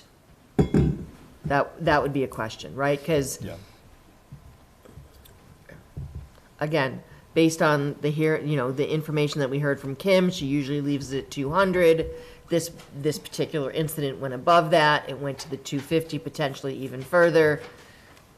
So is 250 the right number? Does it, to Brandy's point, do we want to go in and double check that? Or, as I said, do we leave it like this for 6 months and then go back if something else happens? But To be honest with you, it's not a big deal for, the deputy chief and I go around to all the liquor establishments. okay. And so it's not really a big deal for us to go in there, take some measurements. We'll base it on tables and chairs, which is one occupant for 15 people. We'll double check the aisles, the means of egress, and give it a walkthrough.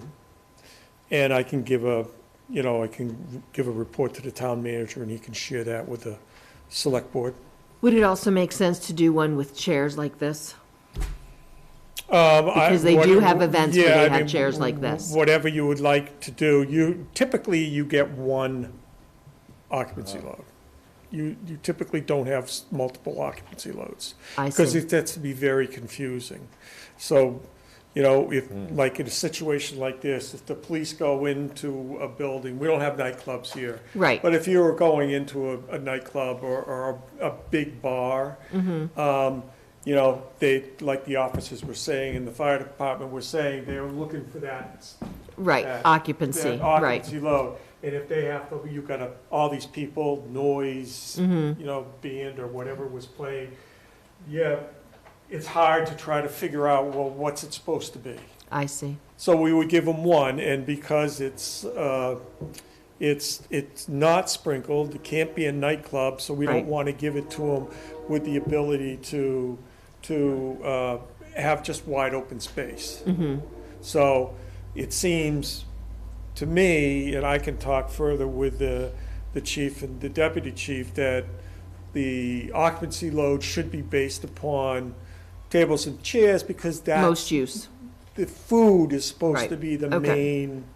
I mean, I'm not saying that, that they can't have a dance floor for little kids or whatever they want to do. I'm saying, but the bulk of it is when you get a larger crowd, you want to make sure that it's Okay. manageable. Right. How's that compare to the theater use, though? Like, is that gonna be a problem? Probably shouldn't be not. a problem. Probably Okay. not. Because, so. because that, I don't know how they set it up, but typically you would take an area away Oh, for the stage? or from the something. space to do your stage. Yeah. Well, they have a stage. But I think from Yeah. your point, the best way to do it would be tables and chairs filled in the space. Okay. Yes. Okay.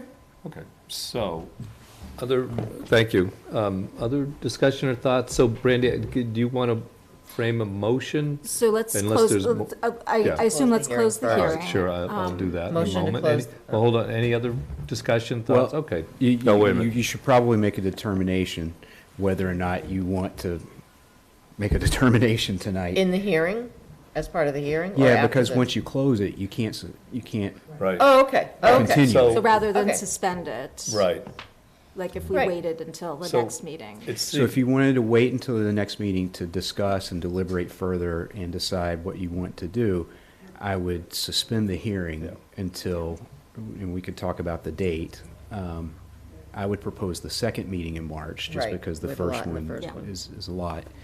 Or if you agree amongst yourselves, again, you can't necessarily take a vote, that, you'd like to make a determination tonight, then you do close the hearing. Okay. And go ahead and make that I determination. think it makes sense to make a determination tonight. I don't personally see any reason to suspend, go another month, and then have further discussion. But I don't know that I would hear anything else, except maybe Joe's opinion, which I sort of know where that might come in, so. So for me, I would rather make our determination and finish the hearing tonight, rather than suspend it until the second meeting in March. okay, I agree. all right. So there's, if that's the Yep. case, then that's totally fine. There's one thing that I would recommend, is that, we've talked about the police essentially being on-call crowd control. I know in previous instances where we've had issues with crowds, specifically I'm thinking Honto, the board's required a detail to be If at there's these a types of certain number of, events. yeah. Or if there's a certain number of people, Mhm. you might want to consider putting that in as part of your. Having a detail orders. if it's a certain kind of event or a certain number of people that they're expecting. I think that makes sense. How are we going to define that? Oh, Sure. Please Yeah, do. yeah. Thank you. We are kind of volunteering you for some work here, so. Well, yeah, and that's fine, and obviously, we're always gonna be there when you need us, but, certainly, like in this case, what comes to mind to me is if the person holding the event felt the need for armed security. I mean, we've all kind of picked up on that. Now, Yeah, there wasn't a legal issue there, but, and I'll say for myself, I was a little concerned that we weren't notified of, or just made aware that there was even an event in town that may require that. Yeah. Yeah. So certainly, I personally would rather, to be able to be proactive, to know that that event's happening, than to have my officers have to respond, reactively to a situation that's already out of control, which is just a bigger safety issue if we have, So I would definitely ask, as part of this kind of restructuring, or reorganizing these events, that that is taken into account, that we're made aware, and to the town manager's point, if it's going to be an event that would require armed security, I mean, I think that needs to be a discussion, and even to the point is, like, why did a kids event need armed security? Like, that's something that would question my mind. That's kind of a red flag that maybe at that point, obviously there was some misinformation with booking. I understand that, but to me that would have been a red flag that maybe a little proactive effort would have been. What about the called whole, what about you guys being on call or having a detail as opposed to security? So I mean, I can't guarantee, the on-call is tough. Obviously, we're gonna answer the calls, we have Right. mutual aid response, but you never know what our call volume's gonna be like. You don't know what our officer's gonna be tied up for. If you're gonna have an event like that, I mean, it needs to be a detail where their primary focus is that event, not pulling our resources. Like that night, I believe our entire patrol resources were tied up with this one event, without being able to respond to the rest of the town, so. Well, one thing, but what about if they're actually at this lower occupancy and doing like tables and chairs, are they ever gonna reach the level where a detail would be needed? I mean, if we're talking about an Italian dinner with the mom and daughters club, I don't think so, but I mean, in this specific situation that we're talking about, it was clearly a situation where we needed to, I feel we needed to be involved. Yeah, sure. And whether they knew that going in or not, I understand that in this particular case, there was some misinformation in the booking, but there were definitely some red flags. I think that, had we even when those were seen, if we were allowed to, you know, be aware.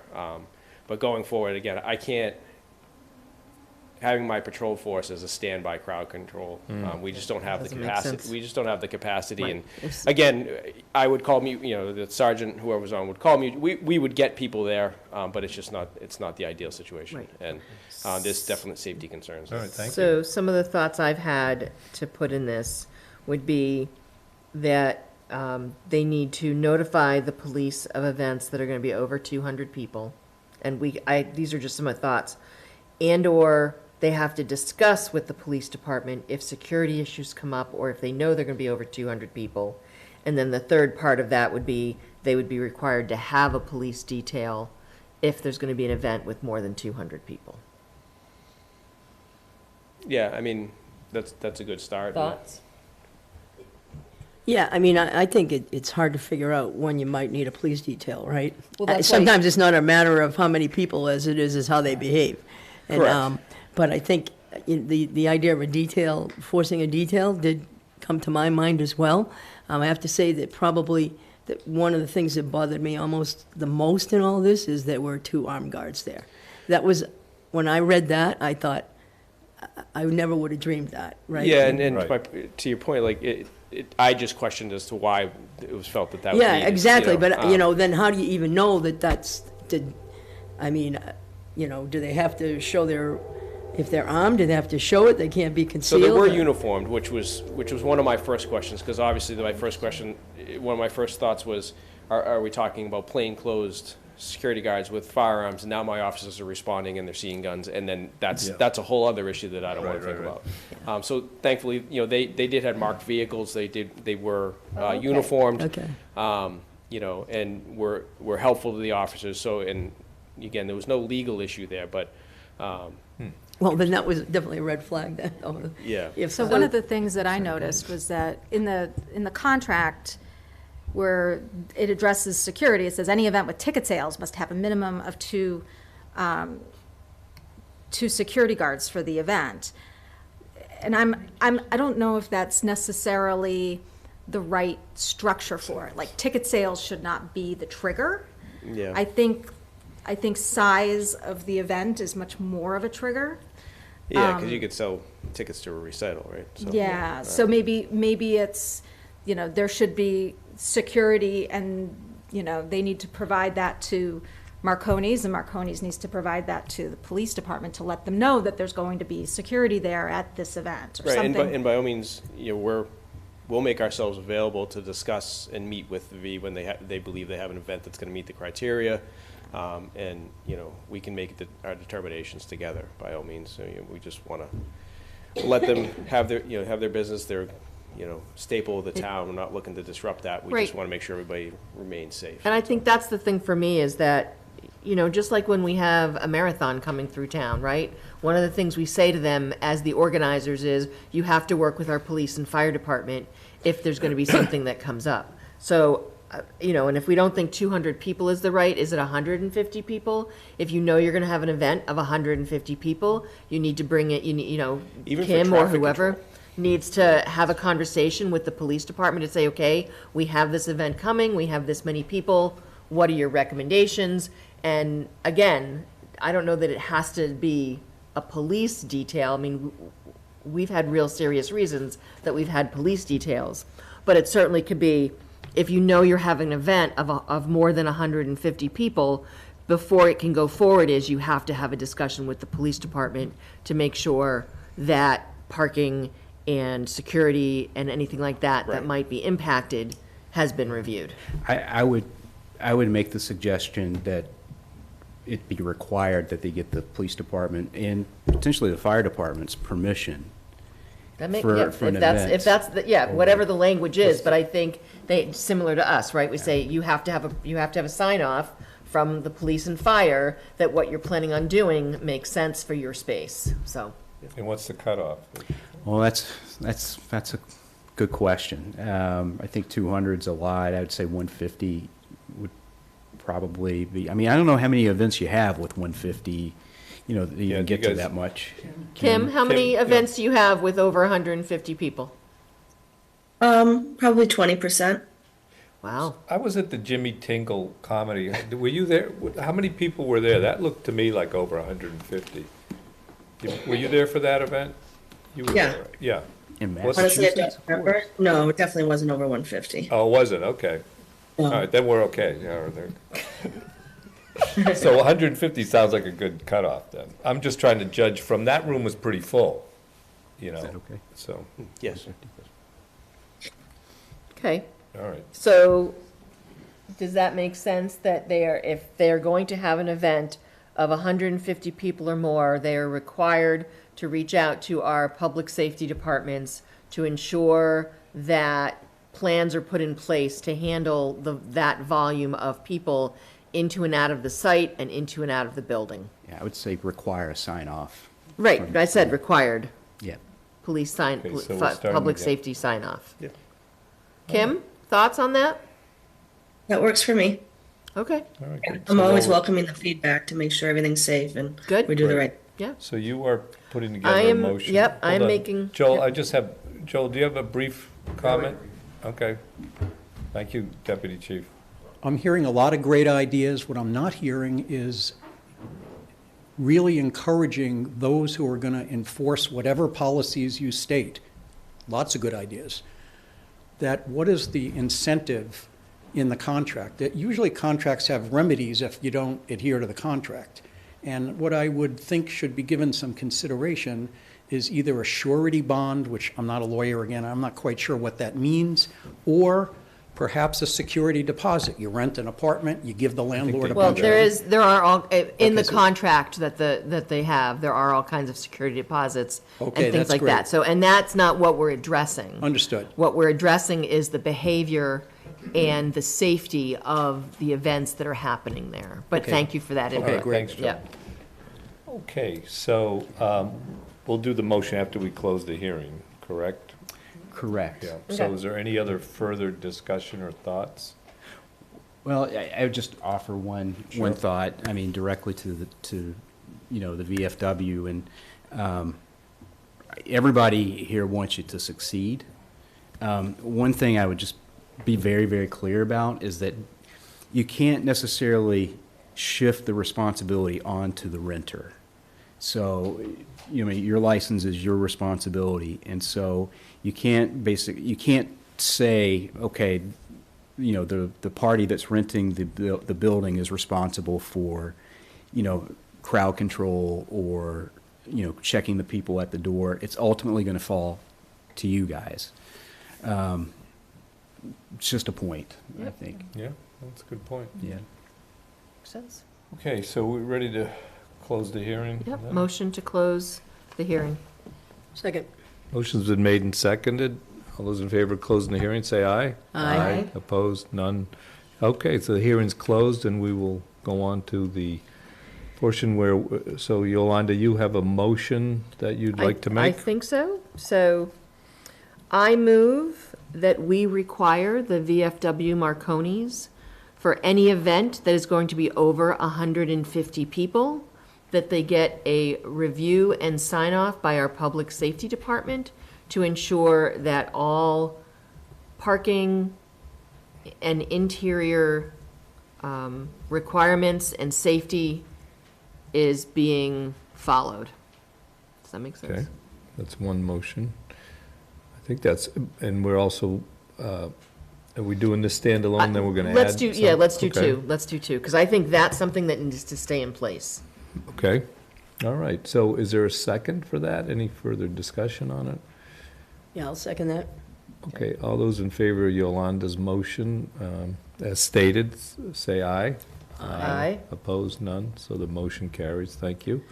And then the other thing I would say is, I mean, unless we feel like we need to put a day or two in abeyance against their liquor license, I would say that they are on probation for 6 months, to make sure that nothing like this happens again. If it does, then they'll come back before us, and we would review a potential penalty against their liquor license at that point. All right, so, So I would say, I feel we need to put something in abeyance. Okay. Because there were nips on the floor, there was alcohol that was not being served from the bar in the facility. And it's their responsibility to have control over that situation. And I'm fine putting it in abeyance and having them come back to us in 6 months and report back. But I think it's important for us to have, to have this have consequences in some way, shape, or So form. what would we be putting in abeyance? I would make a recommendation that, in our policy, it says, I think it's 1 to 3 days for the first time offense. I would say that we have, to do a 2-day liquor license suspension held in abeyance, pending a review in 6 months, that there's no further incidents, and that our public safety personnel plus our building commissioner are satisfied with the changes that have been made. With the changes that have been made, yeah, because I think that's important, because they talked a lot about things they're going to do, so I'd like to hear, or you guys would like to hear that, yeah, because I won't be here, but anyway. It'll be your problem. Probably not, yeah. So, I mean, I think that's a good suggestion. I'd support adding that. So we have, I don't know what we have. We have a motion that was made but not seconded, I think, and Brandy's suggesting some changes. Okay, so I'm gonna see if I can put it all together. Okay. I make a motion that we give Marconi's VFW a 2-day liquor license suspension to be held in abeyance. I was getting there. Abeyance for 6 months. Should no other violations or complaints come before this board against their License, against right? their license. And subject to a report from, And then after those 6 months, they need to come back and make sure nothing has happened, that they've done a review of their contract, and that we've gotten a review of their use of space. okay. Do I have a second for that? I'll second that. Second. Motion's been made and seconded. All those in favor of the motion as stated by Yolanda, say aye. Aye. Opposed, none. The motion passes. Thank you. All right, well, thank you all. I think this concludes this particular item. Thank you for your work on this. Yes, sir. Yeah, sure, come on up here and.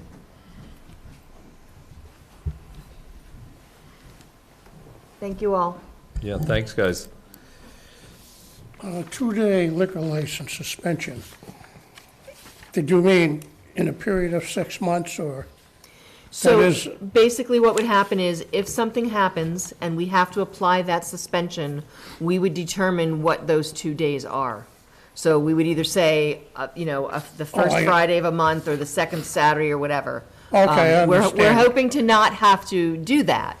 But I understand. It should sounded like something it- happen, then we would let you know when those 2 days are. All right, I just want to clarify, it almost sounded like you were assessing a 2-day suspension. No. We did, but we've put it in abeyance for the 6 months. Okay, And should fine. nothing happen in those 6 months, and you do the work with the police and fire, and you've updated your contract, and there's no other issues, then we'll take it away after 6 It's months. like a okay. warning with consequences. Fine, If thank there's you. something that, I just wanted Yes. to clarify All right. that. Okay? Thank you. Thank you. All right. That brings us to. Kim, any further questions Yep. or comments? No, thank you very much.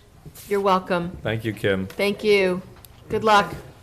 Thank you. All right. If everyone's ready, we can go on to the next item on the agenda. Anybody want a break or anything? No. We're all set. Okay, we're going to go through. Okay, the next item is discuss the Zoom problem that took place at the planning board meeting on Thursday, February 8th. Just to clarify that was, as I think we all know, but just in case people are wondering, this was when a group of people masqueraded as concerned citizens attempted, really invaded the public comment period of the Ashland Planning Board to spew hateful, racist, anti-Semitic, and anti-gay rhetoric. I did, on behalf of the Select Board, issue this statement, as did the Planning Board, condemning this and reassuring everybody of our support for all our citizens and our efforts to speak out against hate and some of the ideology that was expressed by these people in the racist, anti-Semitic, and anti-gay language. So I did want to put it on the agenda just to kind of, if anyone had anything they wanted to add to that, but also to talk about how we as a community are as in our own public meetings deal with should this sort of thing reoccur, and just wanted to make sure that we had both technical kind of skills and knowledge available for our Zoom meetings about how to handle these, but also kind of a procedural or legal approach to this this sort of really what is a coordinated attack that's not just a random person coming in and trying something or some kid, but this seems to be a systematic approach and effort by an organized group, unfortunately, which is taking place throughout the at least the country and at least in our region. I know of similar, I think most of us have heard of similar incidents in Framingham, in Worcester, and other towns. So this is something I feel we should be prepared to be cognizant of, be able to take action against, know how to handle, speak out against, et cetera. So I just wanted to, put that on the agenda for discussion, so I'll open it up for discussion or thoughts. The things I do want to try to address is both making sure we have a mechanical ability to handle this thing so we know what to do, so that all chairs of committees know what to do, and then kind of like a legal, moral response or, I guess a public policy response to this sort of thing should it happen again. So having said that, I don't know if, Michael, if you had any other introductory remarks you wanted to make, or maybe updates on some of the technical or other things that you're familiar with? Yeah, I would just, it'd be similar to what you said, Rob. I mean, there's the legal aspect of this, and then there's the technical aspect. And so I think from a legal perspective, we received guidance from the district attorney's office. As disappointing as it may be, we have received guidance from a legal standpoint. I've asked Paul Bowden and Paul Carpenter to talk and work out some technical things that we can put in place to, first of all, look at preventing something like this from happening. But if, unfortunately, it does happen, what we can do from a technological perspective to do that. And maybe it's something, a change as simple as, having it to where everybody is muted and the only person that could unmute a person to speak is the host, something to that effect. I think it would be a little bit more robust than that. But that's kind of the way I see things. So just to clarify, so would that be the way we would do all public meetings? Everyone would be muted, and then would that include, well, it wouldn't include people in there in person, but basically anybody on Zoom would be muted except the chair would then could recognize them. Exactly. So that's the mechanical kind of. Exactly. So that keeps people from being out of control. However, what it doesn't address is, so you recognize, under what circumstances do you recognize somebody? How long can they talk? What is it they can say? What do you do as chair to handle that, right? So that's kind of. Yeah, I would agree. Kind of the unknown. So I just wanted to throw it out there for people to think about or talk about. So one thing I wanted to just make sure we also talk about, this wasn't the first time it happened in Ashland. Yep, so right. there was Good point. there was a library trustees meeting in December that was Zoom bombed with a similar messaging. So I just want to make sure that we publicly talk about that one as well. So this wasn't just the planning board, but I firmly believe that having hybrid meetings is sort of like the best practice because it allows public participation, which we like. It allows access for people who may not have the ability to come here in person. I do think that, we do always try to balance freedom of speech with,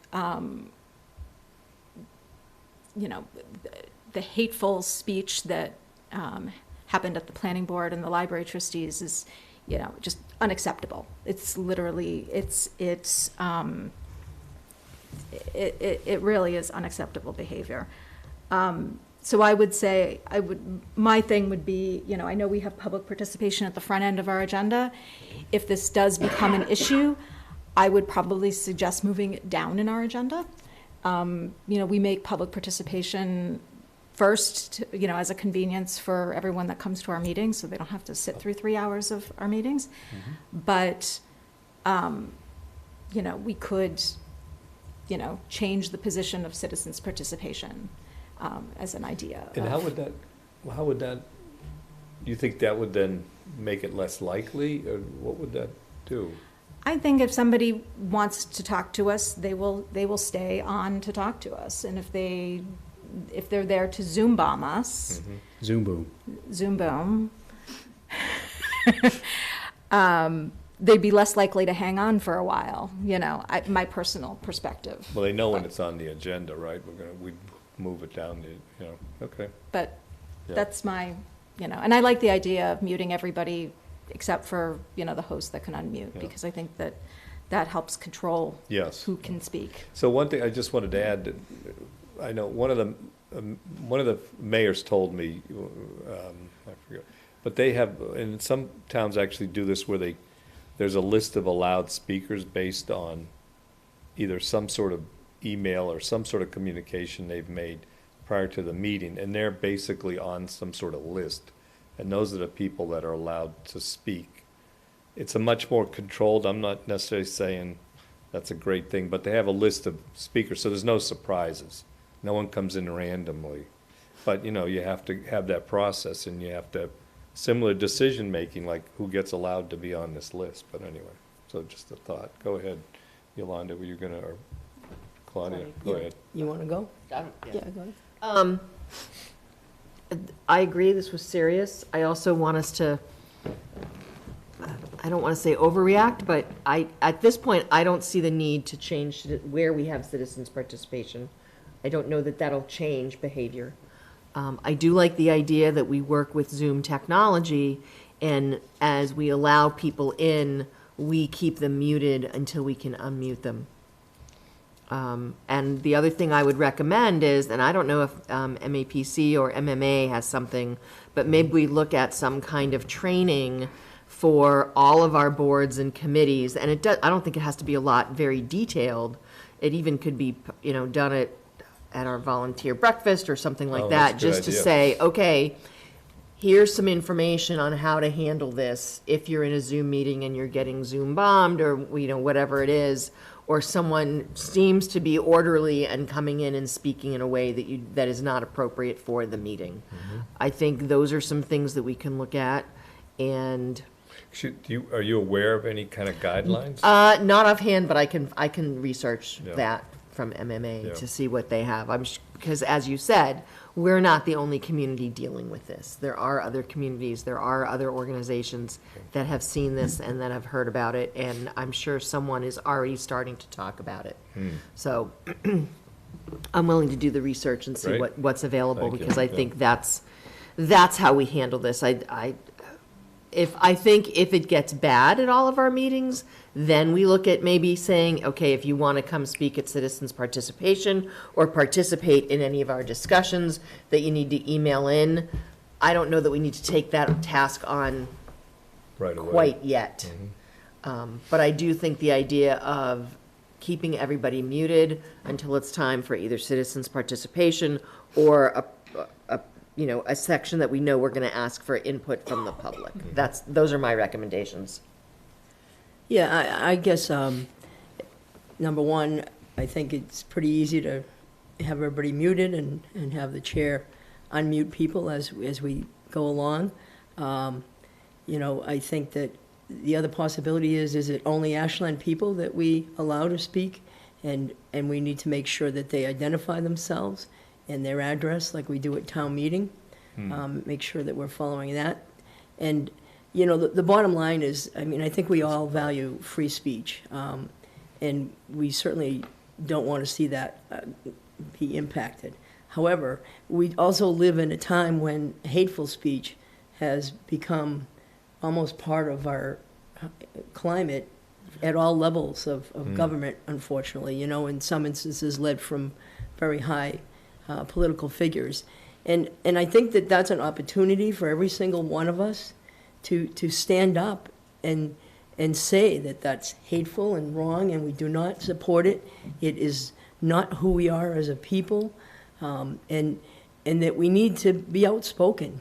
We not sit back. And, you know, I remember as a college student at one point reading, and I'm sure you've all seen or read it at some point in your lives, and it was a letter that somebody had written about, it was World War II type. It was, I stood silently when they came and, Right. right, the that Nazis, letter. right, yeah. And I cut it out of the paper and I carried it in my wallet for forever.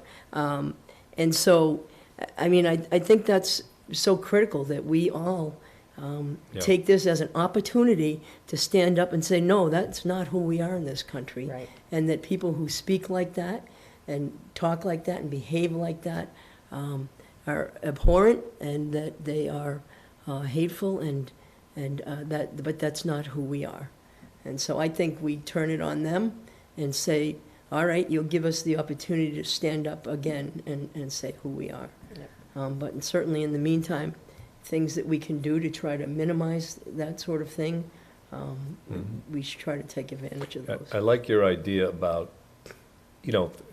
Ashland resident. We kind of do it informally. It's not really a requirement, but that would be something certainly to consider, like your name and address and who are you. Though, and if it's, not to interrupt, but my understanding is at least one of the people who came to before the planning board gave a name and address before they started speaking. Well, I'm not saying that Right. that's So, not I going to mean, stop right, everything. right. Yeah. It was not a real name No, I understand that. I understand it wasn't a real name, but or address. Yeah, no, and absolutely, that's going to be the case, right? If Interesting, somebody yeah. wants to circumvent Right. those kinds of things, they're going to. But, it's just another evidence, definitely more make it- evidence yeah. about their cowardice, right? Yeah. If they can't even say Right. who they are. and then you could, I suppose, if you didn't believe them or you weren't certain of their status, that could be a grounds for shutting them off, I guess. So, Yeah, I mean, again, it just is evidence of cowardice, really, Yeah. right? Yeah, that's why I don't think they'll show up in person, well, I mean, that, to Brandy's point, right? We love the idea of hybrid because it allows people who, to participate, have kids in bed at 8:30 at night who want to come into a meeting, they can do it via, or if they can't drive or they're, whatever, it allows them to still participate. And I'm so glad to hear that we are going to be allowed to continue hybrid. It's going to be made official here in the state that hybrid meetings will be part of open meeting law, will be part of public meetings. But as with many things, right, you have technology that helps you do things, then that same technology can help people who want to be mischievous or hateful or whatever, allows them as well. So it's finding that balance. Brandy? Yeah, one question, I believe that that when this happened at the planning board, people were on camera, but I do think it is important that if people are going to speak, that we do see faces. That people are on camera, Have that we do faces. not Because we don't allow people to speak without being on camera. Yes. Because what I think, I mean, unless something, anyway, what I think is if you have them then on camera, you can then potentially go to the police with that and say, here's the person, and there's potential of then finding them. Yeah, or at least reporting, keeping track, yeah.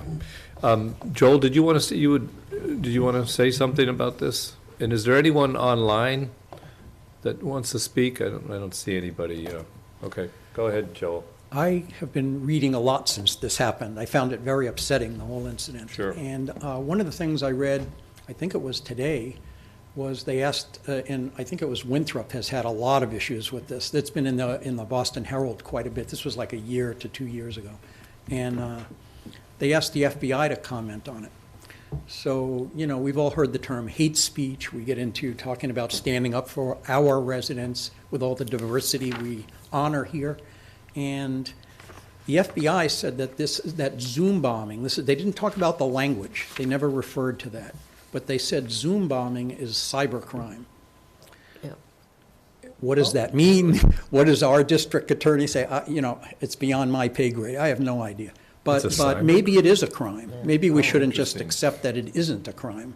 there's two different issues here. There's one, the hate speech, and maybe that's protected speech. And the other is a massive disruption of a public meeting.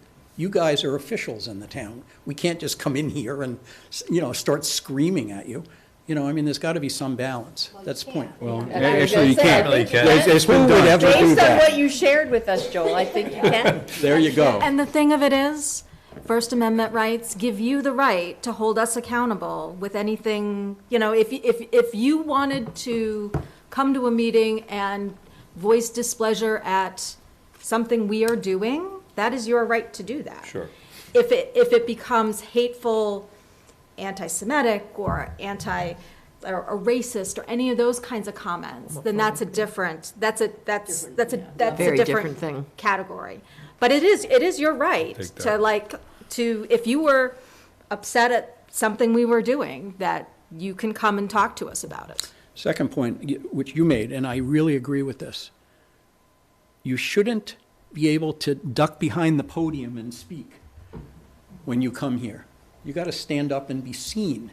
You can't come in, I imagine you wouldn't let me come in a Marx Brothers outfit or something disguising myself.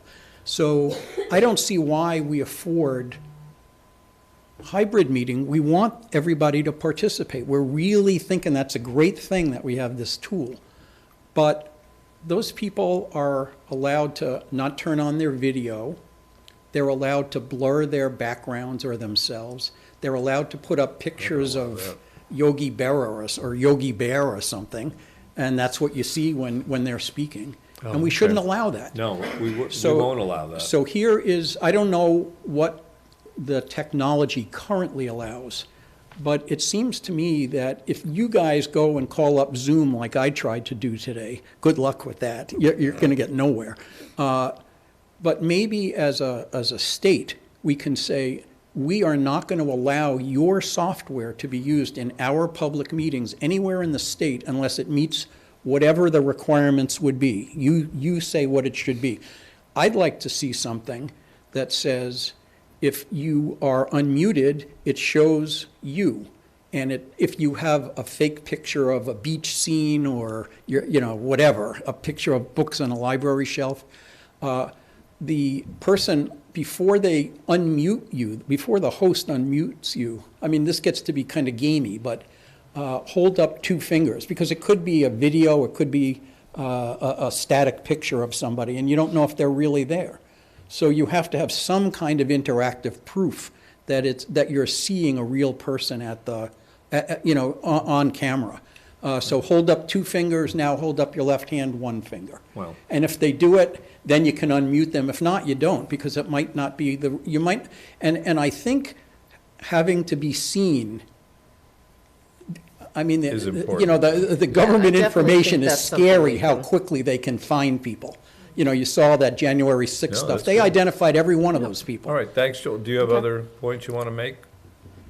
That was. Well, I wish you hadn't asked, but that was it. Uh-oh. So anyway, I think my bottom line here is that the state and you guys and others should work with our legislature to work with the technology companies. And they're going to want, like if we're going to all switch over to Microsoft Meeting or whatever they call it, or this or that software, instead of Zoom, you're giving them an incentive to be an approved product for public meetings in Massachusetts. And they might have a little bit of an incentive to not get kicked out of the state.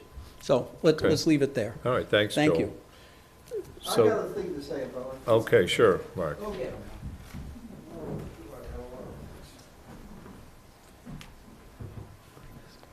I'll do it right. Mark Tassoni, 49 Hawthorne Road. Okay.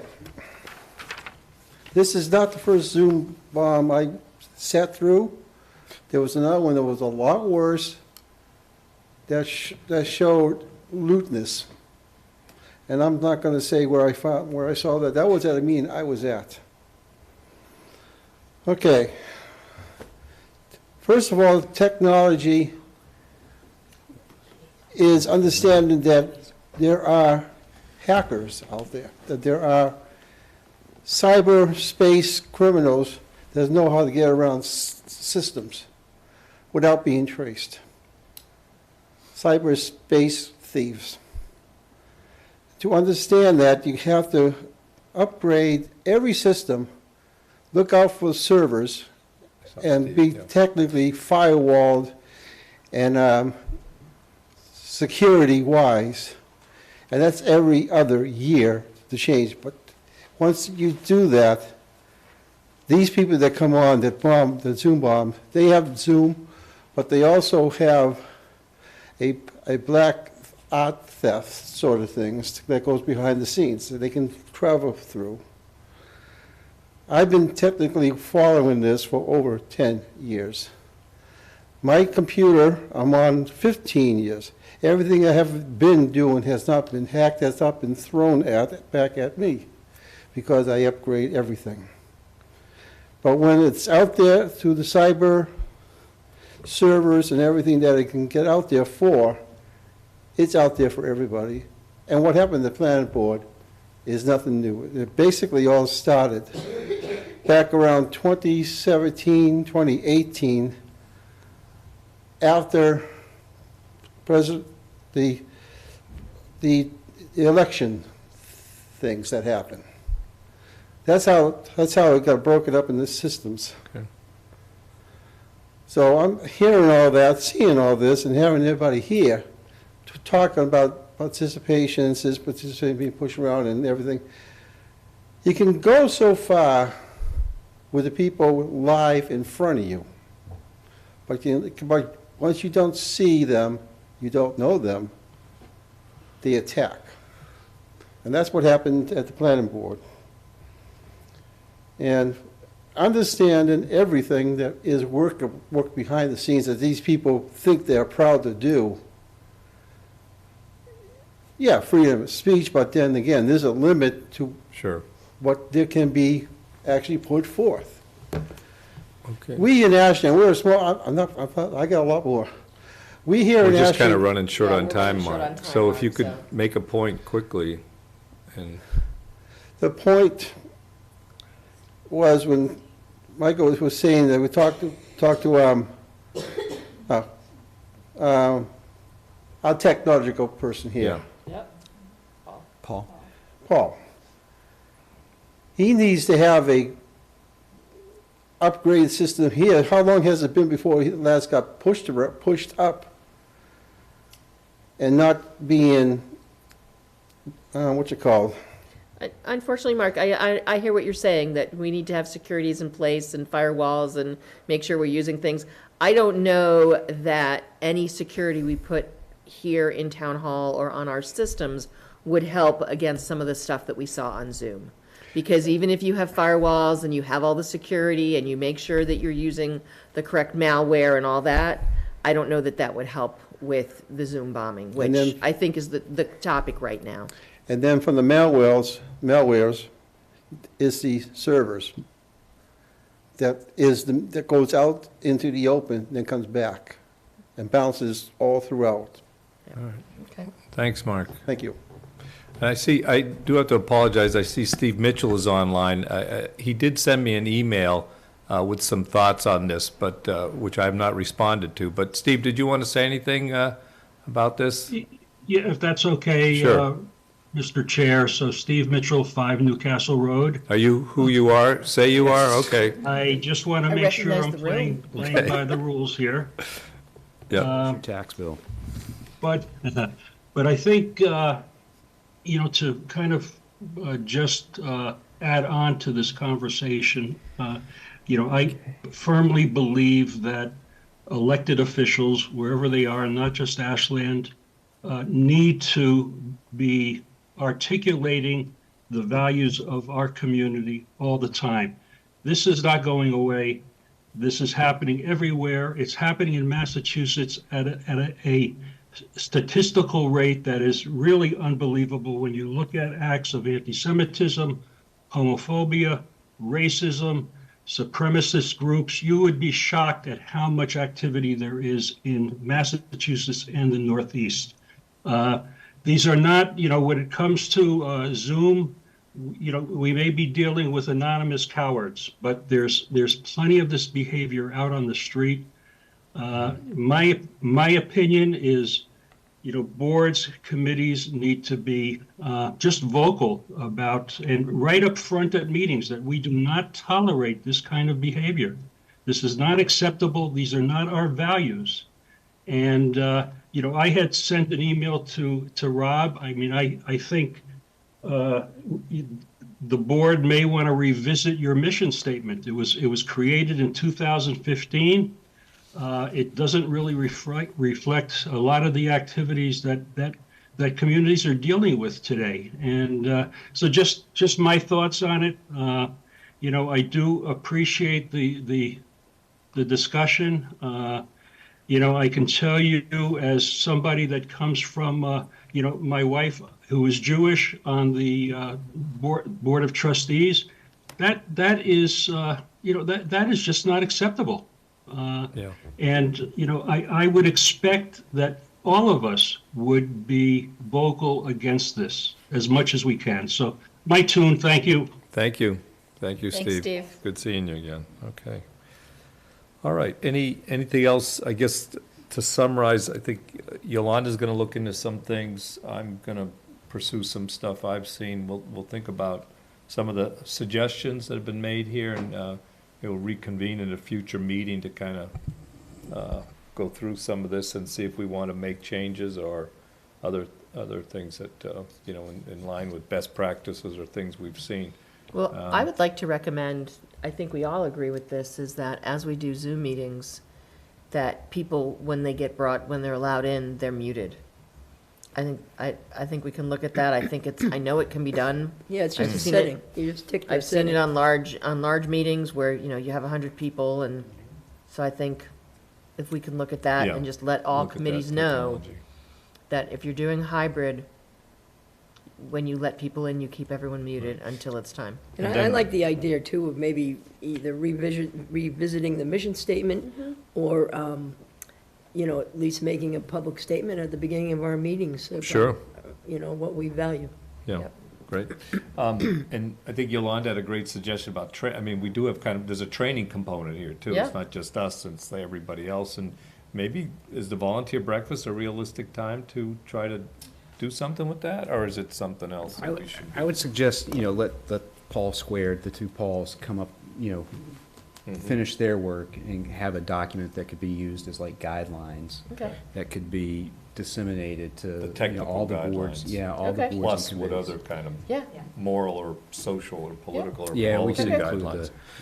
the. Okay, well, thank you for that discussion, everybody. So go on to the next item. This is review and approve town manager's contract and review the town manager evaluation process. So, thanks, Joel.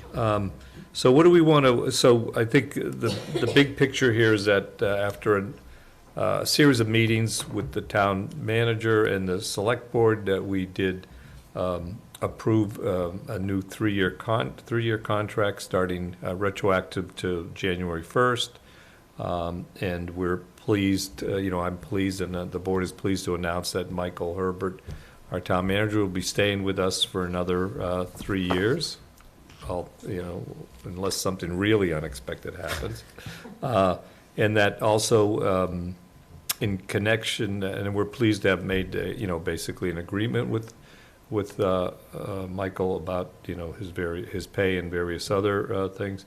And in connection with that, we're also are revising or reviewing his performance evaluation by the select board, and that will be an important part of this contract. So that's just kind of my intro to that. Does anyone else wanted to add anything about this? The only thing I wanted to add is that, this was a kind of an extensive discussion that we had as a board and we had with Michael.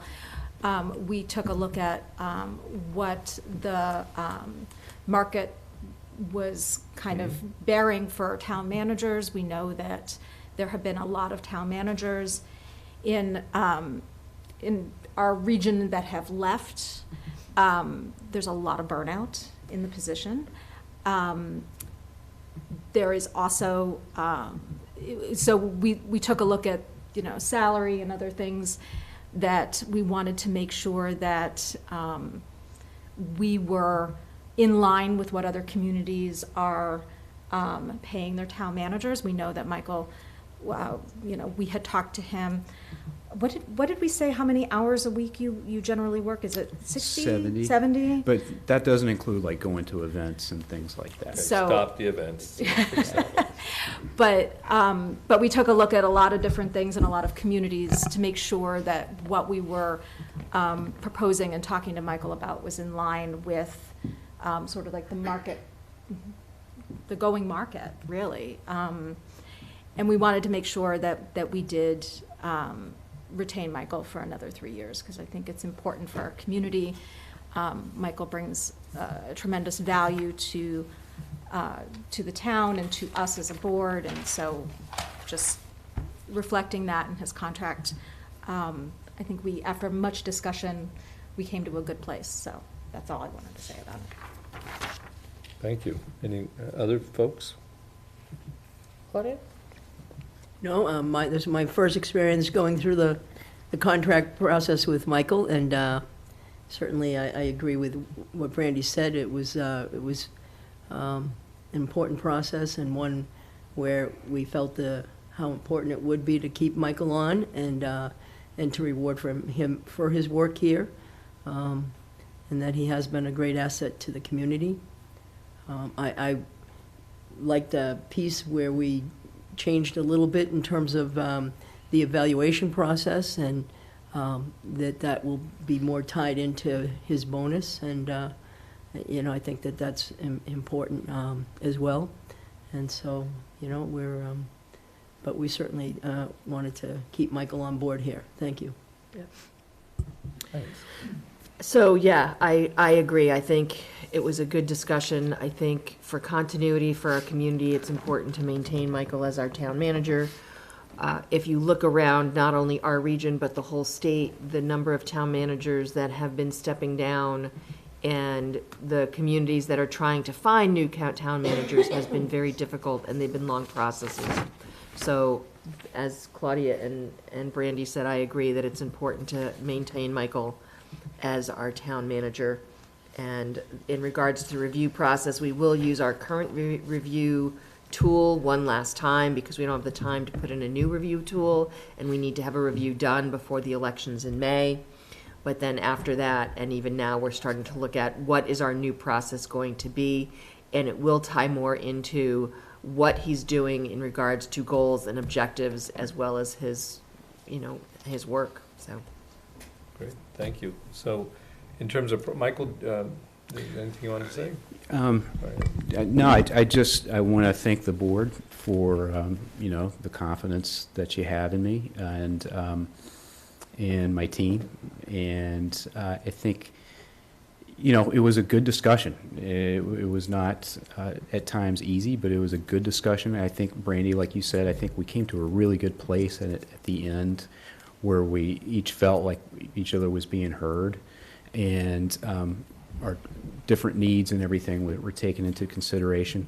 I'm looking forward to, revising the evaluation process, and I think it's important that it is had more language that ties that in, the evaluation process ties it into the performance bonus piece than what we had before. But, I love this community. I've been here now, in May, it'll be 11 years. And I'm excited to be here for 3 years more. So, great. And I will say, I just, I appreciated some of the discussions we had also, just a little bit about, making sure our staff was compensated fairly, because really, we just couldn't do what we do without them, and I couldn't do what I do, and have the successes that I have without such a good team. So I'm pretty blessed. Well, thank you, Michael. So we need to publicly approve it, right? Mm-hmm. So I move that we approve the town manager contract that we approved in executive session. Does that make? And that's Yeah, dated January 1st, 2024 until December 31st, 2026. And I'll second that. All right, motion's been made to formally approve the town manager's contract. All those in favor, say aye. Aye. Aye. Opposed, none. Motion carries 4-0.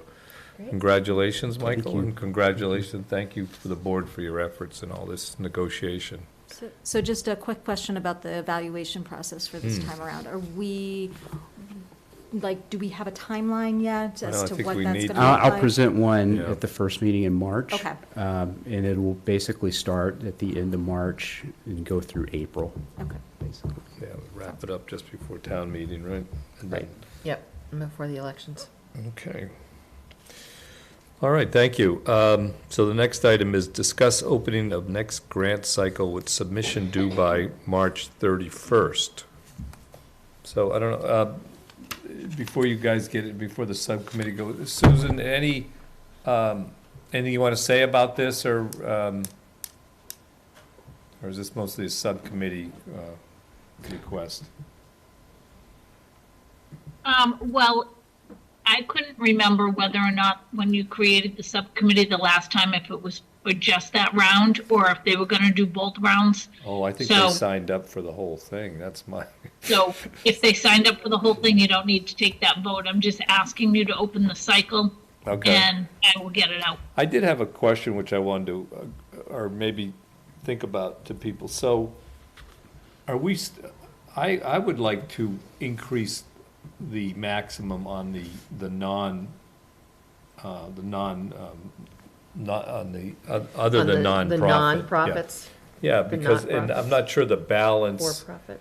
We had originally made it low, my recollection, lower because of the balance but I would just suggest that we could use a little more flexibility there, or, a higher maximum.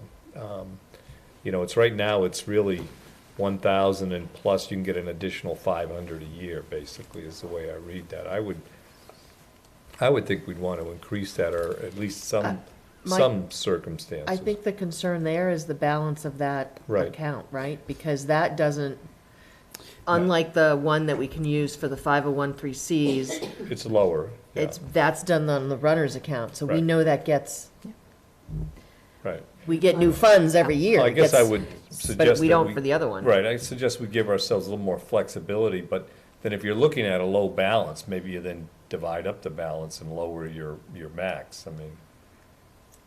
So I'm just I thinking, don't maybe know. it should be like 2,000 or 2,500, it just strikes me as a fairly low number for I people think when we applying. looked at it, most of those groups were $1,000 or less in the requests that they initially, bless you, that they had initially requested, yeah.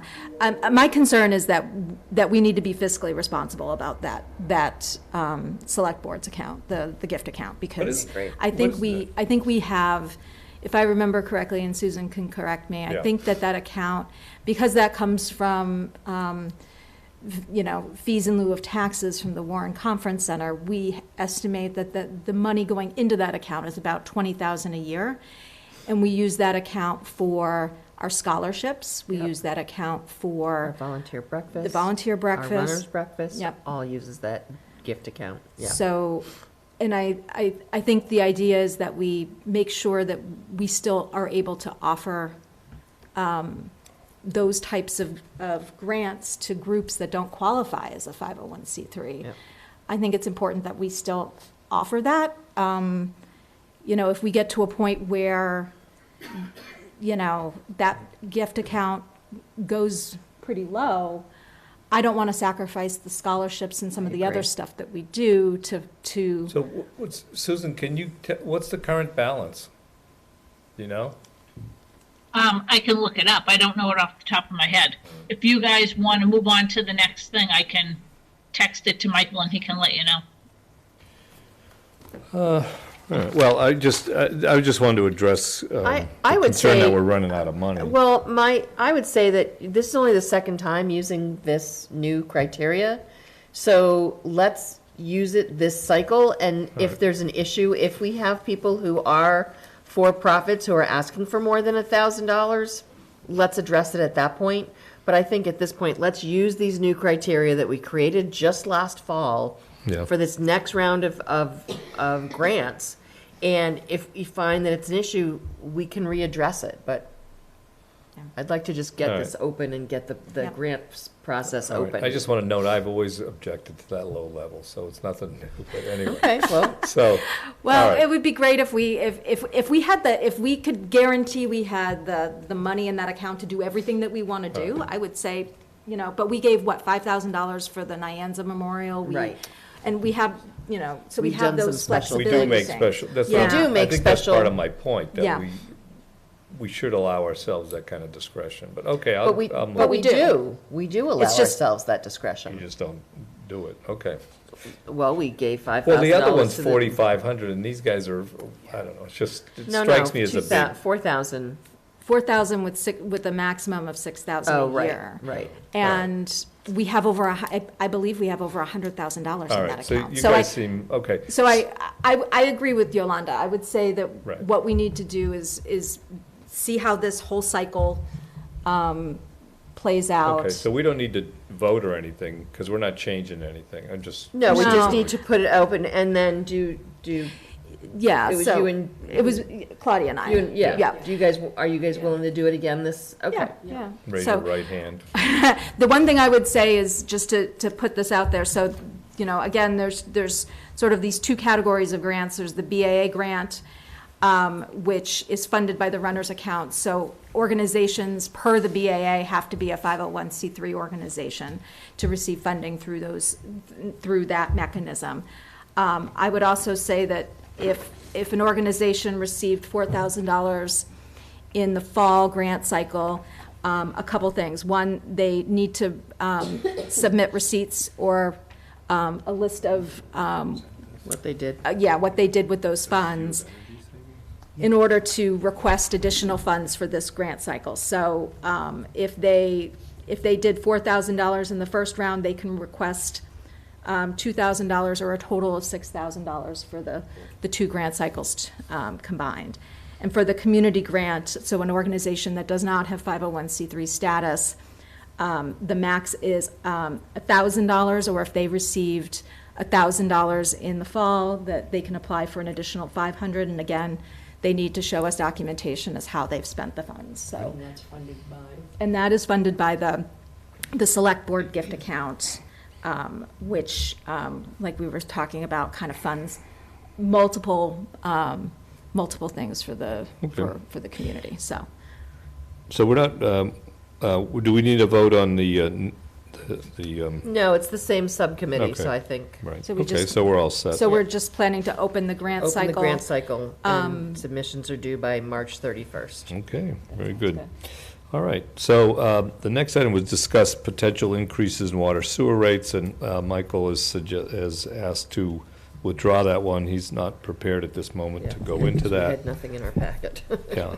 So, and the next one is review of energy savings per the electricity consulting agreement.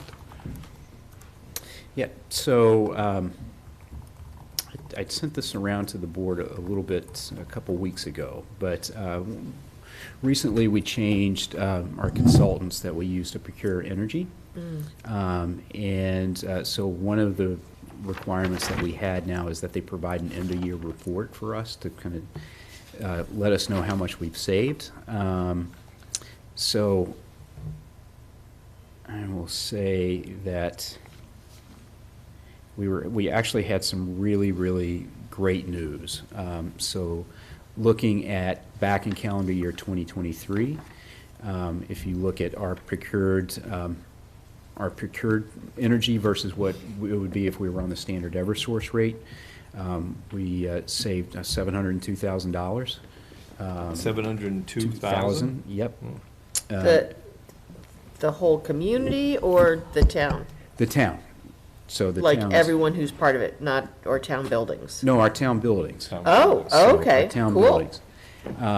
And then also on gas, we've saved 62,588. So, not as great a savings, but certainly more than we would have if Any we didn't do savings this. is good. So yeah, I think that's good news. I think it demonstrates to people, what kind of what we're doing as town leadership to keep costs down and manage costs. I know sometimes people look at the initiatives that we put forward and the projects that we're doing and think we just kind of like spend. We do take the time to look at places where we can save money, and this is just one example of that. Okay. What would you say is the largest contributor to these savings? Is it solar power? Is it the energy contract? It's the rate that we. It's the rate rate that overall. we've procured. So it's not necessarily the solar. It's the right. It's the negotiated contract. It's the negotiated That's rate. interesting. And I will say, so we're looking forward to, future savings. With electricity, it's not going to be that as great. So one of the things that we're required to do now is make sure that all of our electricity is sourced from renewables. That was part of the bylaw that was passed a couple of town meetings ago. And so our new rates, 12.427 cents. Not all of that is because of the fact that we're at 100% renewables. The majority of that is just where the market is when we went to procure this. But yeah, so we'll be meeting those not guidelines, but meeting the intentions of that bylaw as well. And is that the same rate that homeowners, residents can take advantage of? No, that's different. Okay. Yeah, the aggregation program is done differently. It's a procured rate and everything, but that one is 15 cents. So that's a significant increase with that one then. Yeah, it's still because I think it was 9. It was 9. I think it was 10. Yeah. We had such a good deal.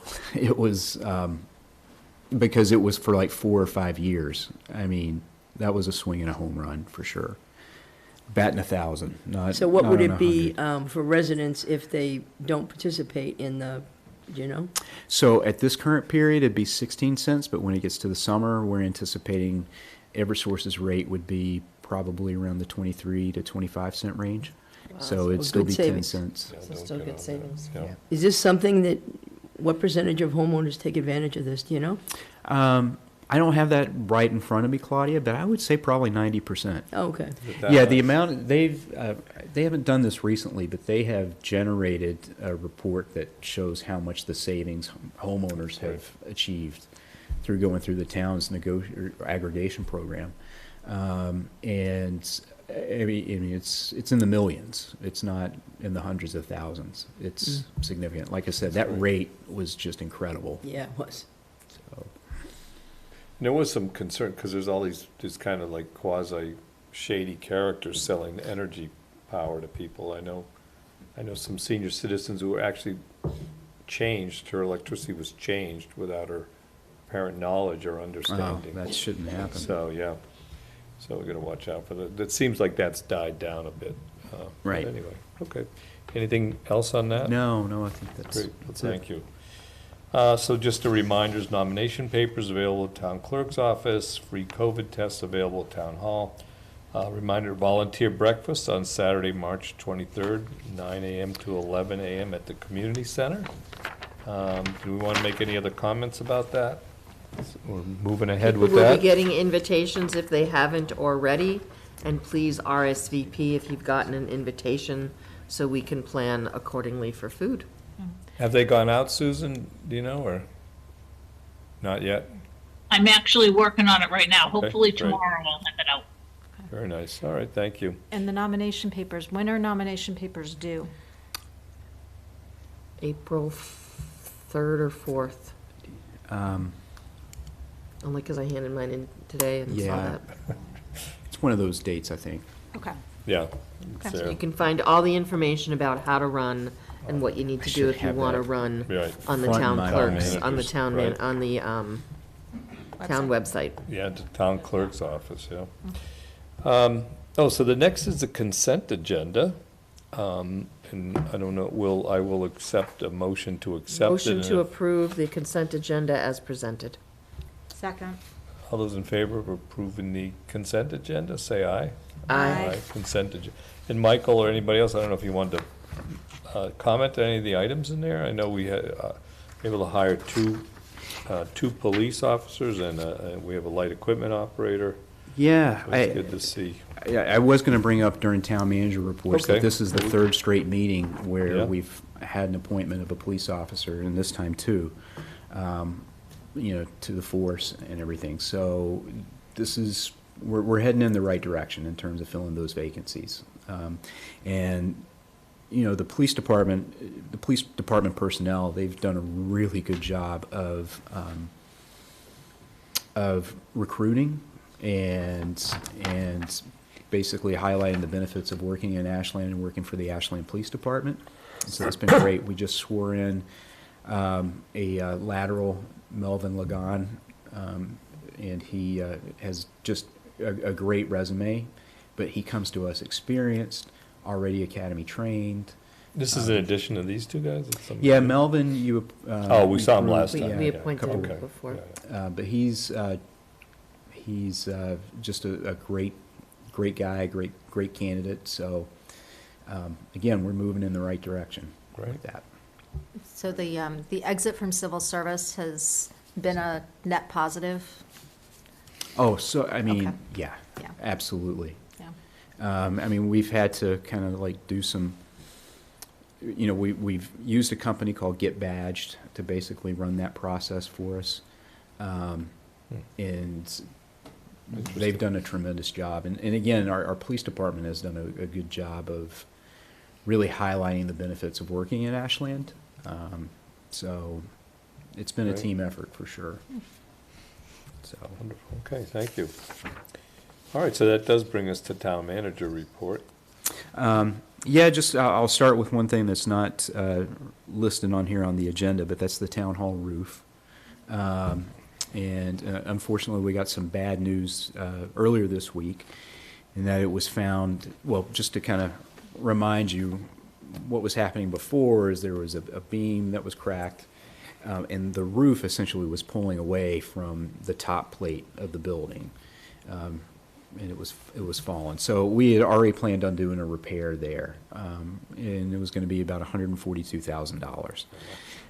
What we did find out this week is that when this building was renovated, it wasn't done according to the plans on a specific area. So basically a main load carrying beam wasn't supported the way it was supposed to be on the plans. So we're figuring out a fix to that right now. So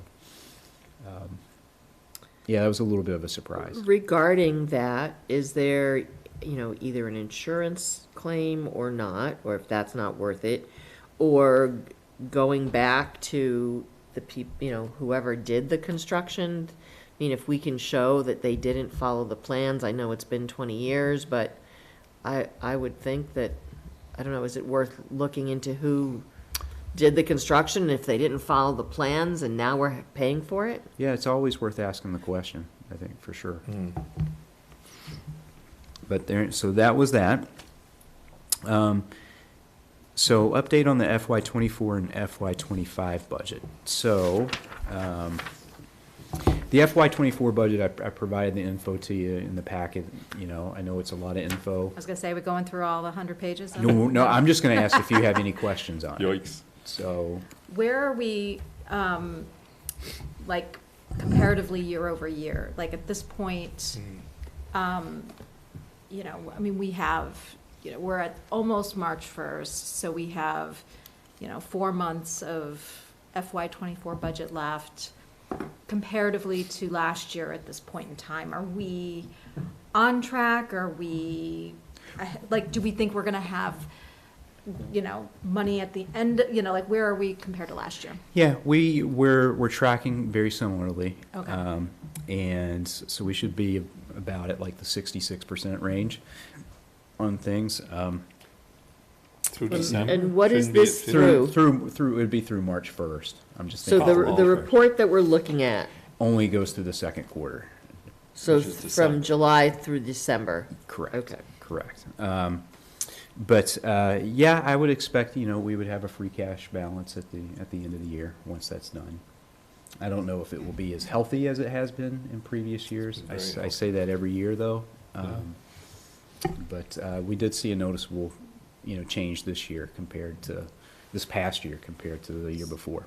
So line items that I'm seeing 95%, 100%, a number of them are longevity. Mm-hmm.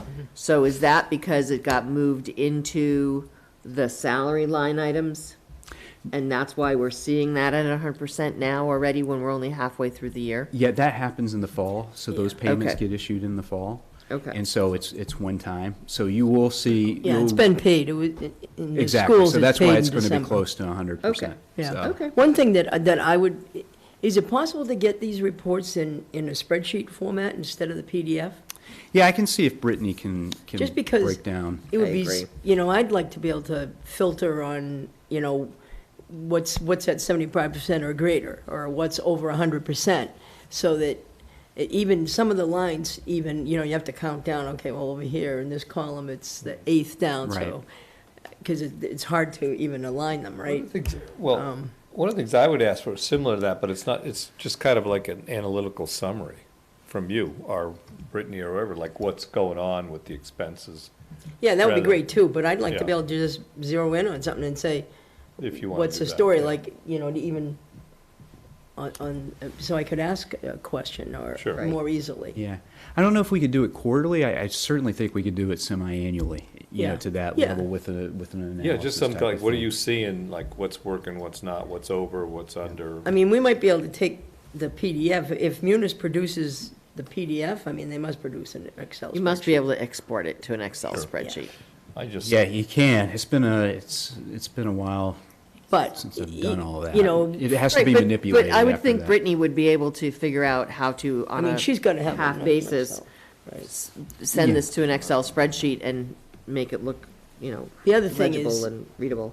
if we use Acrobat and have ownership of Acrobat, then we could probably export this into a spreadsheet. I mean, that would be sort of a workaround, and it doesn't seem like it would be necessary to do it like that, but that would be you a wouldn't think potential. Oh, you're a pretty good technical whiz, Claudia. Yeah, I know, but Acrobat's, Those are I tough, don't but own those Acrobat. PDFs are. So, I did try a couple of things with this, which I know I could have gotten through, but not at 100 pages. oh, Yeah, that- okay. Well, we'll make sure you don't have to do that. It has to interpret text and put it in a spreadsheet. It doesn't always work that well, I think, but anyway. I'd rather have the analysis myself, but anyway. Kind of the detail. So there's that. So that was the, that's the FY '24 budget. So let's talk about the FY '25 budget. And just bear with me, I just want to bring up my most recent. Now, we didn't have anything in our packets. For No, Right. I no, was because we've been confused about it. Yeah. working on that up to the day. I couldn't find it. See here. Let's see. Well, otherwise, I'll have to do this from memory. Emailed us that earlier. Oh, okay. So that's why it I wasn't saw in the it. packet. Okay. Um, I'm like, why can't I find it? Okay, so if you recall, we were looking at a 2-point-something million there the last time we spoke.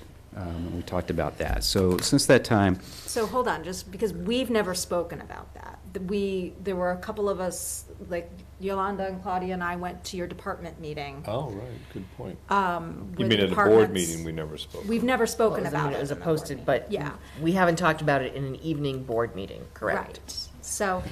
So kind of just, because I know you've been in front of FinCom and you've talked to FinCom about it, but we haven't spoken about the deficit and where that came from and what it looks like and, what the feasibility of it is. Because,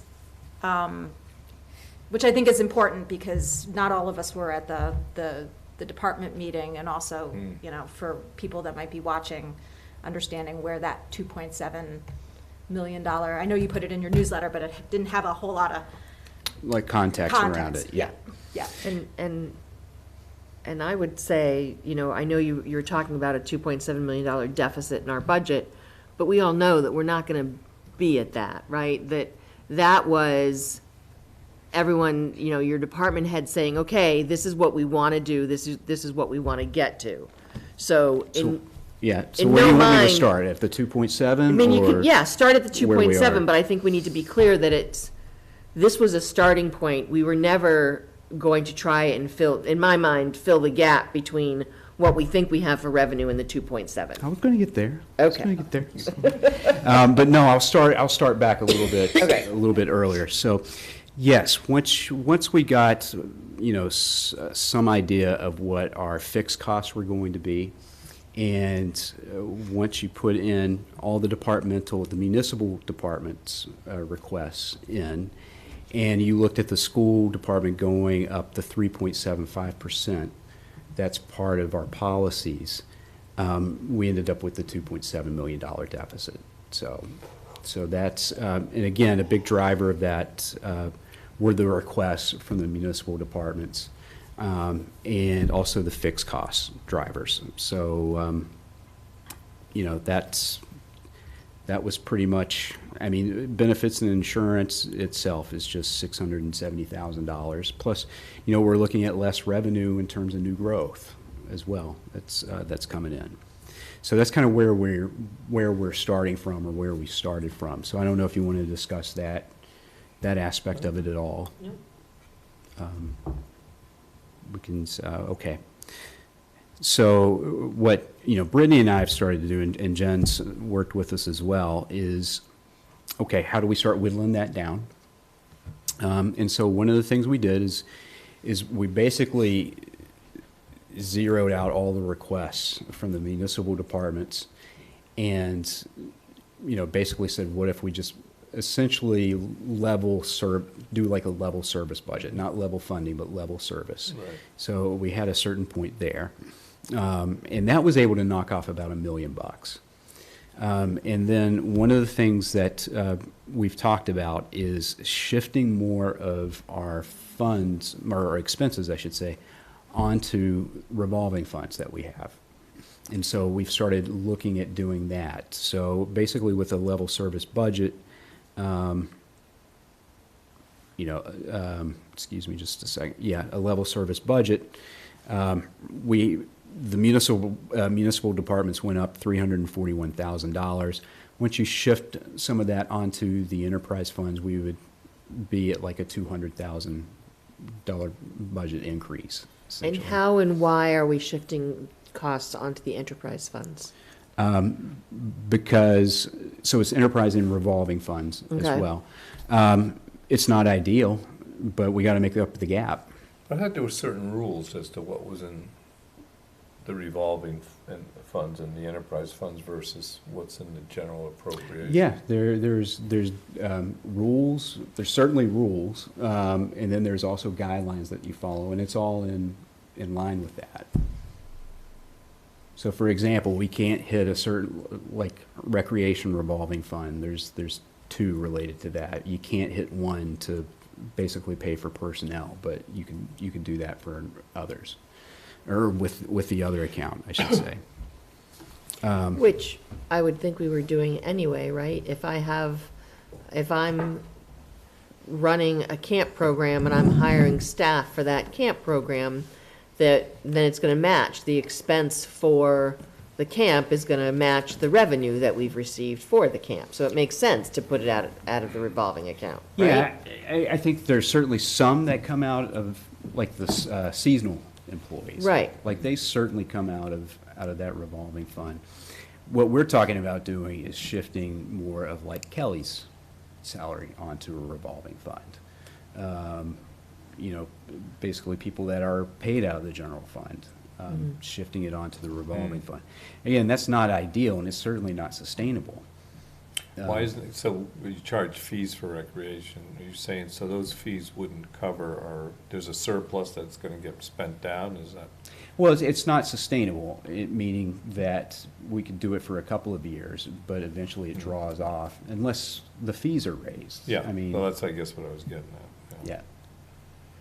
So there's that piece. What about, while you're on that subject, people always talk about the water and sewer funds, those are the big ones. Are there any examples of things that are changing there? Well, so it would be kind of a wash in a way on the enterprise funds, because essentially what we would do is take some people that are paid through indirect charges.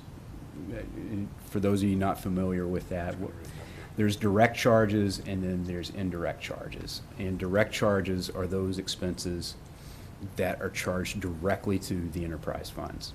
And then there's also indirect charges where you try to capture the, people's time. Oh, that's that the might be allocated working. costs. Exactly. And you try to factor that into the indirect costs. That's where people get suspicious. Okay. Yeah, so what I think people get suspicious about is when we shift from indirect to direct. So, I mean, like currently Jen and I are paid from indirect or paid through indirect. Does it make more sense to have a portion of us charged through directly? What difference is there? Like, and there's not, that's why I said it's kind of a wash. because you have some rationale, like X% of Jen's time goes to Exactly. whatever. Exactly. So, So is it I'm just trying to understand how that works. So is it a portion of each of your salaries is divided up amongst multiple enterprise funds? Or is it? Yes. Okay. So multiple. Okay. Specifically So it's water and sewer. Based currently, when it's indirect, you kind of make not a guess, but I'm going to say guess, as to how much time of your time is associated with working on behalf of that. Exactly. Yeah. Exactly. And we're not talking about huge pieces, huge chunks of time, or, Right. we're not talking about like 50% or anything. We'd be talking about like 5 to 15%. So for instance, like, on the DPW side, I would assume Doug's, portion of Doug Small's salary is billed to trash, Directly. right? Bless you. Trash and recycling. So, that's kind of what you're talking about, right? Like staff and different, okay. But it does seem like a wash, right? If, whether you bill it indirectly or directly, it might make more sense to people or something, but it doesn't, there's no savings associated with that. Exactly. That's, yeah, I mean, it's more for, I think, You're probably still spending the money, transparency. it's just where you're getting it It's from. an accounting Yeah.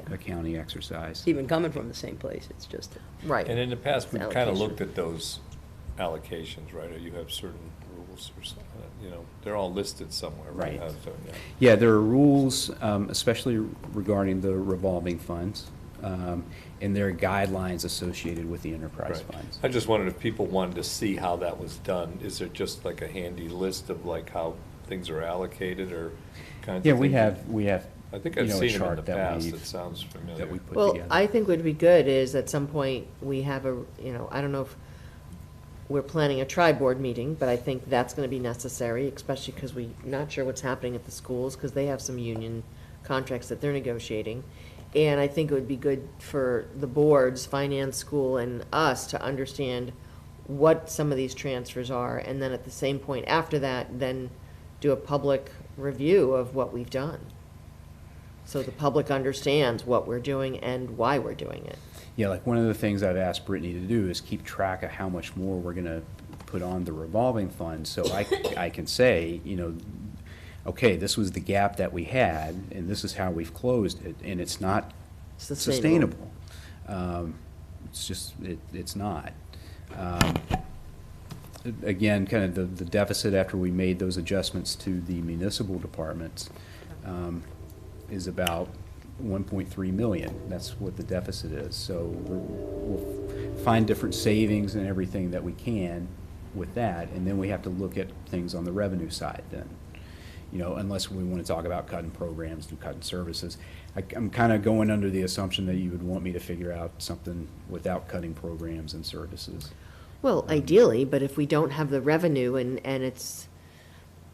I think it's a balance, right? I mean, certainly we don't want to cut programs, but if we're taking money to pay for things in an unsustainable way, we need to talk about that. We need to say, maybe we do need to look at what we're doing and give the town the opportunity to say, we can't do that anymore, or certainly not this cycle, it's too late, but, Right. we need to increase our revenue somehow.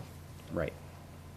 Because another, option that we're looking at, or another tool that we're looking at putting together for this budget, is due, I mean, and this is getting creative, is looking at overlay surplus. So the amount of surplus that we don't, or the amount of overlay that we don't utilize each year, that basically stays in an overlay account for that year. I mean, would the Board of Assessors feel comfortable with declaring some of those years surplus? And that would make money available. Again, it would be one time that we can utilize to help close that budget deficit for this year. But again, we're talking about one-time fixes, Right. and, you know, shifting costs to things that are not sustainable long-term. Right. And I've had, you know, a couple conversations with Jim, and, you know, I think, you know, Jim's looking at a similar approach to, you know, what we're talking about. Why do you say that it's not sustainable for is it the enterprise fund you're talking about? No, I'm talking revolving funds. Revolving, so but they all have a revenue source, so isn't it a function of what the revenue is? Like, you could choose to raise the I need to revenue. interrupt you. Motion to go Oh, past sure. 10 o'clock. Second. All those in favor of going past 10 o'clock, say aye. Aye. Pass, okay. So, Yeah. But but the revenue can be increased through fees in almost every case. I think the question is, that people think the increase in fees is justified for what the service is or what they've been paying. So I think, but it isn't necessarily unsustainable if the fee is sufficient, is it? Well, maybe I should reframe that and say, based on current fee levels, Okay. it's not sustainable. I do think if we're talking about, you know, the you know, increasing revenue, we also have to talk correspondingly, like, if we don't do that, what is the proposal to be cut? Because I think people have to People have to see it, understand yeah. what that would look like. So does that mean a cut in services at the library and the community center and DPW and less, you know. What are the choices? Services at town hall. Yeah, or- like cut back hours at town hall, like, so, I think we have to kind of show that, because I think it's important. People have to understand what that means, because, you know, I mean, I think that, you know, you're talking a school budget increase of 3.75, usually it's what, 3%? No, usually it's 3.5. 5, like 4 or 5%. So usually, so it's less than it typically? Yeah, so what our policy says is that it goes up 3.75%, and the municipal Okay. departments go up 2.5%. Gotcha. And if we have revenue over and above that, it gets split 70-30 amongst the school department and the municipal departments. So what we've done in previous years is, I mean, it's been to a point where, you know, you could spend 4%. 4% increase on the schools, Because the revenue has been there. the revenue has been there.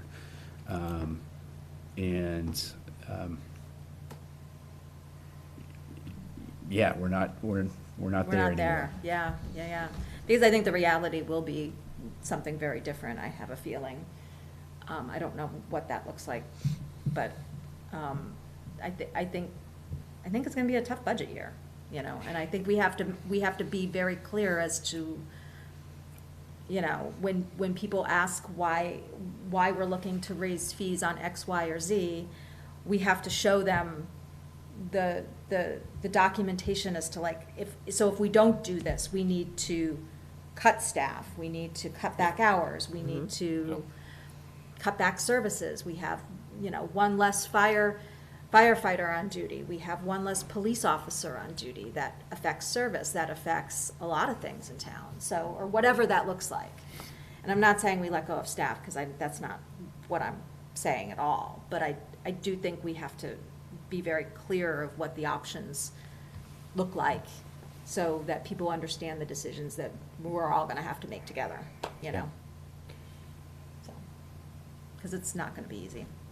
No, I mean, this year, we've never been in a place where I've had to look at one-time revenue to this extent to cover this.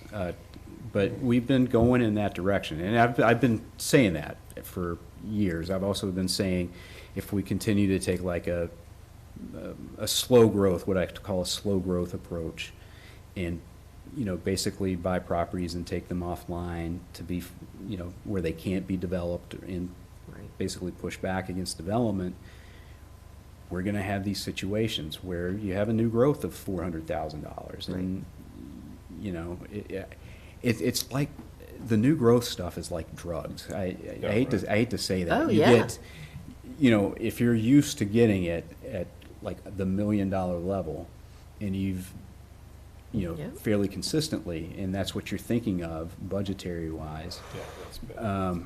If you're getting 475,000, there's Well, withdrawals we there. still have growth in the pipeline now, and we've talked about those projections. Yeah. Michael, what produces, if it's possible to kind of put this in lay terms, or that, like $100,000 in new growth monies, what does that look like in the community?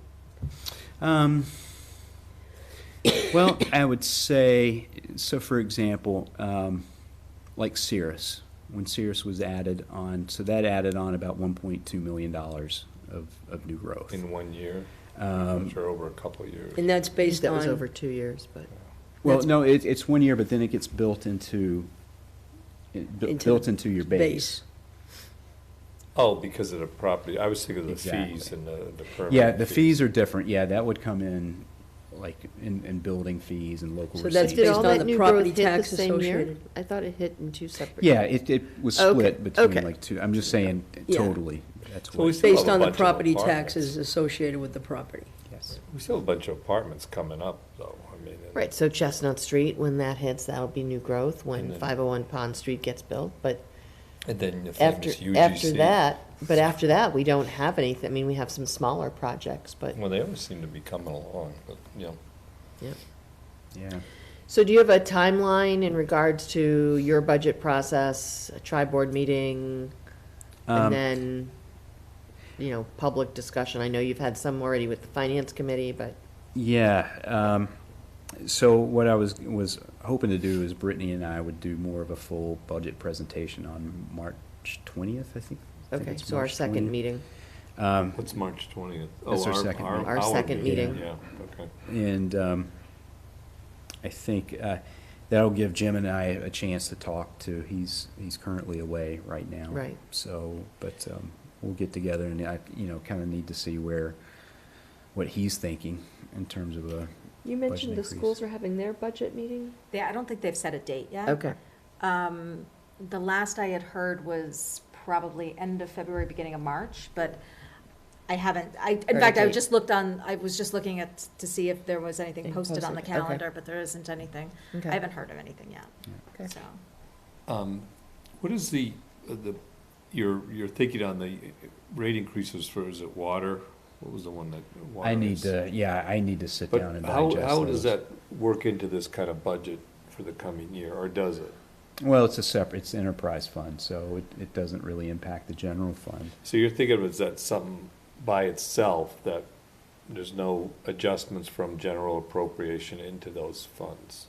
Into those funds, Or into those accounts? Or No. Using those funds to cover some other expenses. well, I think Rob's talking about basically subsidizing the enterprise funds with the general fund. Is that what you're? No, the other, I was just, so, I think it was what Yolanda was saying. Right. So you were looking at various times moving things that are currently in general appropriation into Yes. these revolving funds. So I was just wondering, those are the big funds.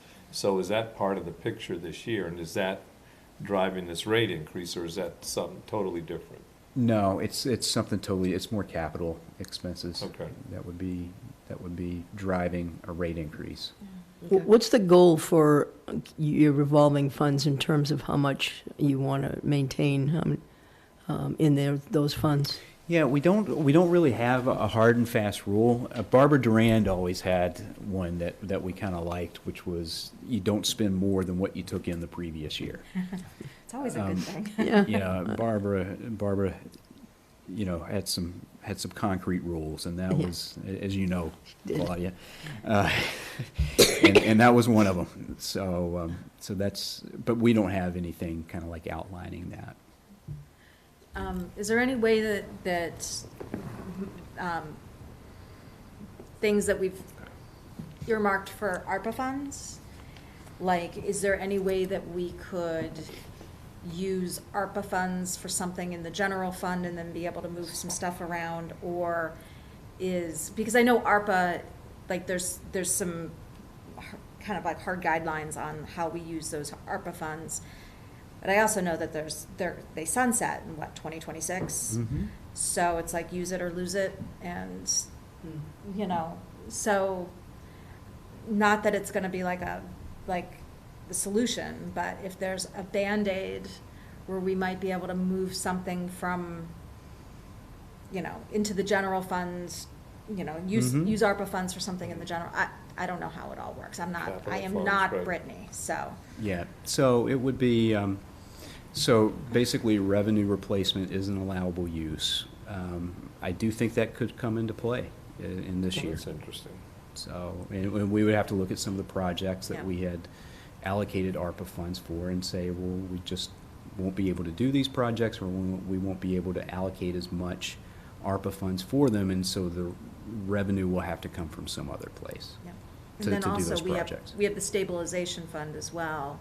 Like if we got into a real bind where we needed, like the rainy day fund, we could potentially utilize some of that stabilization funds, even though I know we don't want to do that, but we've replaced it. I think we'd have to look at our policy. financial policies to determine if we wanted to do that. Yeah, that's kind of like the break glass. Yeah. An emergency type of Yeah. thing. I'm we might have to do a big borrowing related to some water and sewer infrastructure costs. So I'm worried about our bond rating, especially if I'm worried about our bond rating just by some of the things that I'm talking about doing for this year, without hitting the stabilization fund. I mean, how are they going to look at using ARPA? How are they going to look at using overlay surplus? I mean, to them, it's going to be one-time revenues, which is going to indicate a structural deficit that we need to address. What about, in terms of, I'm not sure what numbers were used for the borrowing related to the school, but because we got that additional $5 million, that's going to work to our advantage, obviously. So is there any savings there that from what you had, projected?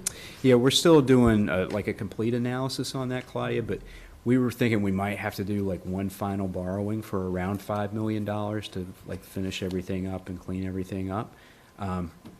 That $5 million that we would get from the state would basically wash that, and we wouldn't have to go out and borrow that. So that would have a direct correlation with residents' tax bills. Right, but not to the general fund. Yeah. Right. So that their taxes wouldn't have to go up again. So. So more to come. Yeah, more to come. I wish I had better news on this, but I point out like the where our tax bill lies within our surrounding communities and our expenditures per capita. The expenditures per capita, especially because it's like at the bottom, that just doesn't seem to resonate with folks. I don't know why, but Well, I don't think they want to compare. Yeah, and people are used to a level of service. So,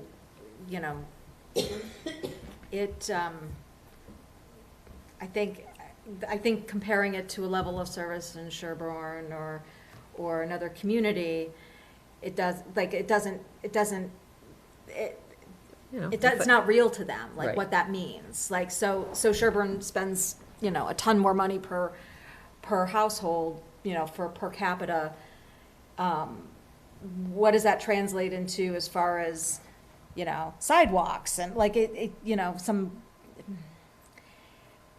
just like, well, Sherborne has lots of money, they should spend the money, So I'm not justifying it, I'm just saying, it's not real to But people. it isn't even just the Sherbans we're talking about, when you talk about where we fall, right? Right. And all these.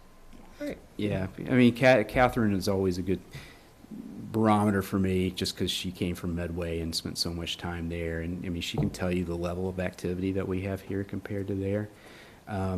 You know, one of the things, Brandy, I think I could probably do a better job of explaining is that the fact that, you know, in this region, the importance of the comparison is that we're all competing for the same people. We're competing for the same services. You know, we're getting asphalt from the same plants. You know, we're getting gas and diesel from the same places. So, like, we're buying it from the same places. It's the same cost for them. And we might have been able to negotiate even a better rate, but it's, you know, our expenses are going to be very similar, you know, in some instances to what other communities are spending. And I mean, I will put our service level against like Hopkinton any day with, you know, a tax bill that's at least 50% higher, their expenditures per capita. I mean, I'll just take a look at our downtown projects, you know, I'll put that out. In a place like Sherburne, and it probably is not the best example because, I mean, they hardly have. Yeah. And they're different structure too. You know, it's a rural kind of just mansions. Well, yeah, that's the way they've been able to stay rural is, but like they don't have trash service, they don't have so it's a little, water and sewer and different. Right. Their similar fire to department Holliston, depends right? on us. Yeah, Holliston's the Holliston same is very way. similar, right? Holliston uses us basically for their ALS provider. Volunteer fire department, I think. Right? Yeah, it's still so how are their Still an taxes on-call, and yeah. expenditures more, so much more? I know somebody in Ashland who was a volunteer firefighter for them. Mm-hmm. Really? Okay. It's wild in this day and age, you know? So yeah, more to come. All right, And that's all I. Yeah. Oh, then you got project update? I got priority project, project, anything and I've got very little big? since the last one. With Mendez, since the last time we talked, we are going to utilize somebody to help. Vertex is bringing somebody on to help with that Inflation Reduction Act reimbursement. Oh, good. Which is going to be, you know, Jeff D'Amico's anticipating a little over $1 million. So that's significant. Upper Charles Trail, you know, we've submitted the Mass Trails grant. I keep on confusing the two. And I hope to have a meeting with Derek Orphis, who owns the Enzo parcels, again, pretty soon. To kind of get an idea of what he's thinking. Downtown, there is, you see a lot of Eversource trucks out recently, so they're continuing to pull wires and remove wires and everything. So they're moving along. We should be putting those bids out to do the building connections soon. Oh, we haven't done that yet? Not yet, no. We wanted to make some adjustments and wanted to make sure they were right. Because I think one of the things that kind of delayed the first phase of the downtown project, the streetscape, is that the bid docs left some to be desired, I think. So we're just making sure that we don't repeat that again. Okay. So, and Jen, do you have anything on public safety? No? So. I would think public safety's wrapped up at this point, right? I mean, the doors are in, The doors. Yeah. that was it, okay. I will say, just speaking of public safety, we did have the recent Citizens Academy class there, and they were thrilled with the building. They all pretty much said about how a good use of taxpayer dollars. Speaking of the public safety building, will we get a final accounting of what it actually cost and, you know, the funding for that and stuff? Yeah, we can put that together for That'd sure. be good to see. Yeah. I think it would be good for the community to see, to say, okay, this is what we said, this is what it actually cost us. I think that'd be good to see. Agreed. So, okay. Is that it, Michael? That's it. Great, thank you. So, board reports, Claudia, you want to start? Sure, thank you. I was just going to mention about the Mendez building, so they are starting to gear up for spring work, and we had a meeting last week, and getting everything on site to get the fields all squared away and finish up a few other things that really were mostly dependent upon the weather. And then I had the pleasure of attending a meeting in the box run by Miss Kinsman, and it was, very enjoyable. We had, several people. They all had great ideas, suggestions. It was a very stimulating conversation, I thought. So I really enjoyed it and inspired me to host one myself. Did you? Not yet. Oh, but I- okay. That's a good reminder. What's the deadline for that again? April 1st. April 1st, so really, yeah, okay. We have a month, Yep. basically. Okay. So I intend to do that in the month of March. Appreciate that. I thought that was a pretty interesting vote in Milton there about a week and a half, Oh, maybe 2 yeah. weeks ago now. I think I heard today that the state pulled some money from Quite a them. bit. Quite a bit. Already? Yeah, yes. Oh, yeah. A big That's grant quick. pulled from them. So Mass interesting Works grant and a to few other things to watch that. have been taken from them because they didn't support the MBTA communities Yeah. rezoning. I thought there was a deadline. How could they, I thought you had until X date to do something. Yeah, The They commu- passed their, they may. They be vote. They different. yeah. I'm not sure. Yeah, they had a ballot question. Right. Town meeting passed it, I think. Right. And then there was a group of citizens that had enough signatures to put it Yeah. on the ballot. No, yeah, I understand, but in their charter. I see what you're saying. I thought the state gave you a certain deadline, yeah. Well, except that they voted. The community voted Yeah, not so to. their But they deadline's over. Technically voted a different measure before the deadline, that's all I'm saying. Well, this is certainly incentive for them Sure to is. look at it again. Yikes. So, anyways, I thought that was interesting. That was a Yeah, good that's thing it. to bring up, Claudia. Yeah, so to that point, just, I know that there's going to be another MBTA Communities Forum coming up in a week or so. Is it next right? week? Yeah. 28th, 29th, 27th? I just saw it today, so. So Yeah. I think, I know it's kind of too early to tell what the ramifications of Milton is going to be, because obviously, I think my gut instinct is that the Attorney General is going to make a, Case, Example? an example. yep, of an them. example Yeah. out of them, Yeah, of because, course. and probably file suit, but I think, I think that's going to be a big topic of conversation from residents about, like, could Ashland file a similar thing and stuff like that. So I do want to make sure, like, I don't know if it should be part of that forum or something else, but just kind of acknowledge what happened in Milton and discuss possible ramifications for the community. And I think my guess, and I haven't watched the last one, but my guess is, I know, from what Joe had said, he and Tricia I think we're in and good Peter and Alvaro are really, like, looking to come up with a solution that has minimal impact to our community and residents, and I just want to make sure, like, that, that's part of the communication as well. Because I think non-compliance, while we can talk about it, like, is No, we're gonna kind of a drastic, I don't know if we necessarily need to go in that direction. is Right, what I I'm mean, saying. I think 6 months ago, I remember I was one of the people going, do we really have to do Right. this? Based on what we're seeing and hearing, they're gonna make us do it. So the sooner we do it, and with as much public input as possible, the better. Yeah, and I With think, as little impact. With as little impact. well, Right.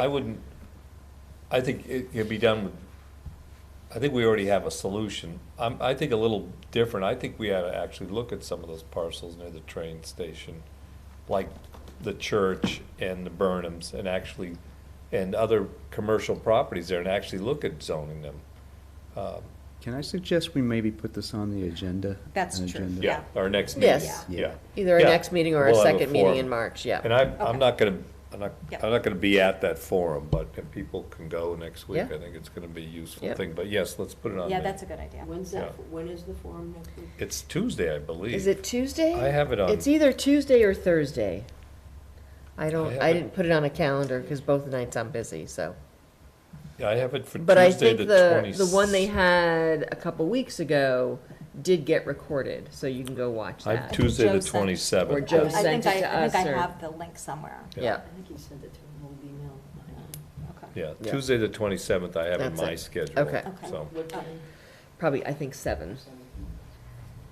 but anyway, I think it's a good effort and, you know, and I think the good thing about it is we're finding it very doable, however the Yes. details turn out, so. Yeah. All right, thank you. Was that Claudia or That was Brandy? Claudia, and then I Go ahead. Jumped in. Jumped in, Claudia, you finished? But I'm glad you brought that up. That's Yeah, good, no, good, yeah. Are you all good? I'm good. You're good? Okay. I just wanted to thank the ABA and Beth Reynolds for an amazing ribbon cutting at Sub-Zero Nitrogen Ice Cream this last Friday.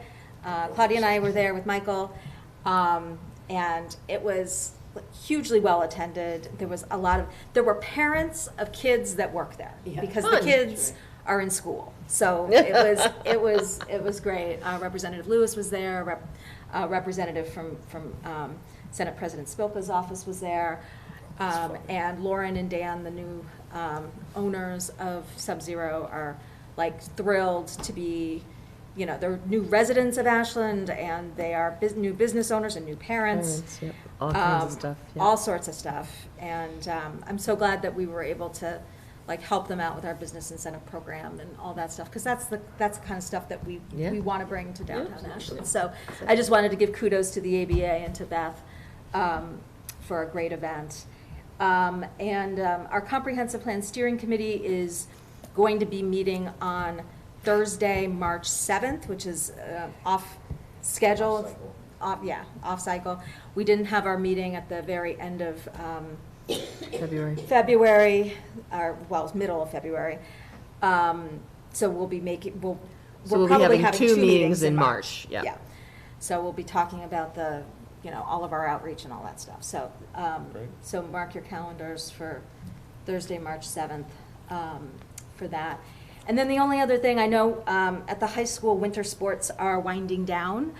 I've seen lots of really great posts and things about some of our winter athletes. I just wanted to give a shout out to members of our swim team and our wrestling team and gymnastics and indoor track. We sent, when I say we, my son's on indoor track, so when I say we sent, I think, 16 members to divisional states for the first time ever. Like, so and I know the wrestling team had an amazing season. State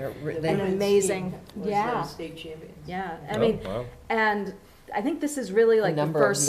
A number of young men were on at the state level, either within first, second, and third. Yeah. So yeah, very cool. And the women's wrestling, I think this is really like I don't know if it's the first year. I know Nora Quitt, who's a senior this year, has been part of the wrestling program there, and just kudos to her for for Built that program. That's great. So now there's female wrestlers, which I think is just awesome. So no such thing as a boys' sport. So I like that. Yeah. So anyway, I just wanted to give a shout out to all the student athletes and wish those that are continuing on to the next round of all states good luck. So that's it for me. Great. So just tying on to the comprehensive plan, not only are we meeting, but you still have the opportunity. Please go to the website, find and take the survey, put your update on a crowd map, attend a meeting in a box, and then once you've attended, if you're interested in doing one, let us know and we can help you out with that. Tomorrow morning, we have our Metro West Regional Collaborative meeting via Zoom at 8 a.m. We have some projects that we're looking to fund. One is continuation of our landline project, and the landline project through MAPC is working regionally to look at trails and how we connect the trails and look at different points where if a community is doing something, how can we connect them to the other community? So that's been, we're going to be looking. Work with Hopkinton on their lack of. Unfortunately, because Hopkinton is not part of our region. Oh, isn't that interesting? I mean, they will be included in the discussion, and when we have our big trails meetings, they are certainly invited, but it's tough. There's a lot going on there. Yeah, they have, Hopkinton has some issues that they're dealing with. The last thing, I'm sorry I missed Sub-Zero. And I was all set on Friday to say why I was missing it on Facebook, but I couldn't do that until I got to New York City because we went to the city to surprise my daughter for her 30th birthday. So Very nice. I apologize. I would have loved to have been there, but yeah. Oh, family priorities. Yes, and then just for fun, if you're interested, there's performances coming up at Hopkinton Center for the Arts, Thursday the 29th, and then the 1st and 2nd, which is a Friday and Saturday, and then the following weekend, Friday and Saturday, I'm stepping out on the stage as a performer for the first time in probably, I don't know, 20 years. So, the show is called Songs for Adults.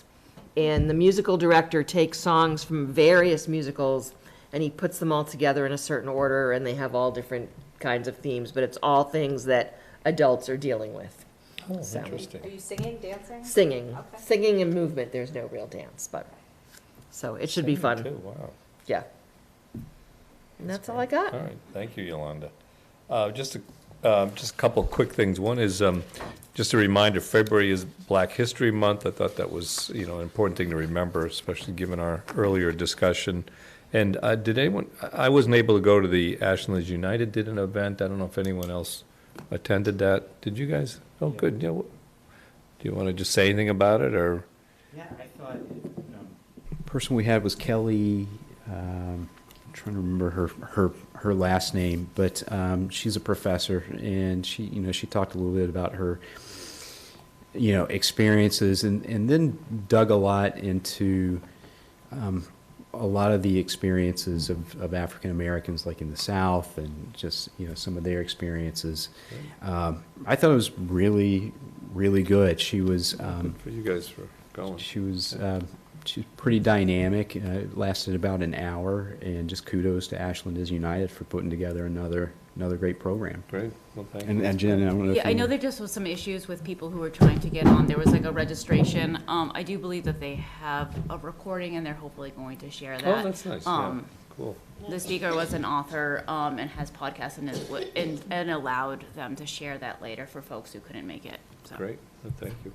And my only other thing, I think at the last meeting I talked about the MBTA fare reduction that I talked about. So that's continuing, and that's 200%. You're eligible.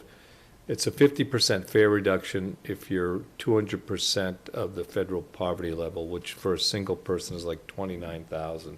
So and the T seems to be moving along to do this, and the governor did put some money in the budget, whether it'll stay in the budget. But I think it's actually going to happen, which I think is a great thing. So I'm actually personally going to lobby our legislators, but I'm just trying to gauge you folks what you think, if this is an important thing worth pushing with our legislators. Basically, in terms of Ashland, so you're talking about half-fare commuter rail to Boston, basically, which from Ashland is what is it currently? It must be like $8. No, it's more than that. So people, these are service workers. These are people lower income. So if we think it's important to, help them with that, then I think it's a good thing to pursue. So just for you folks to think about, that's something we should, if the board wants to make a statement to our legislators to support that. Just something to think about. I'm going to be talking to them personally myself, that I think it's important. But, we are kind of a commuter town, so a lot of our commuters wouldn't be eligible, but there is a significant amount of lower income service workers that I think we want to support.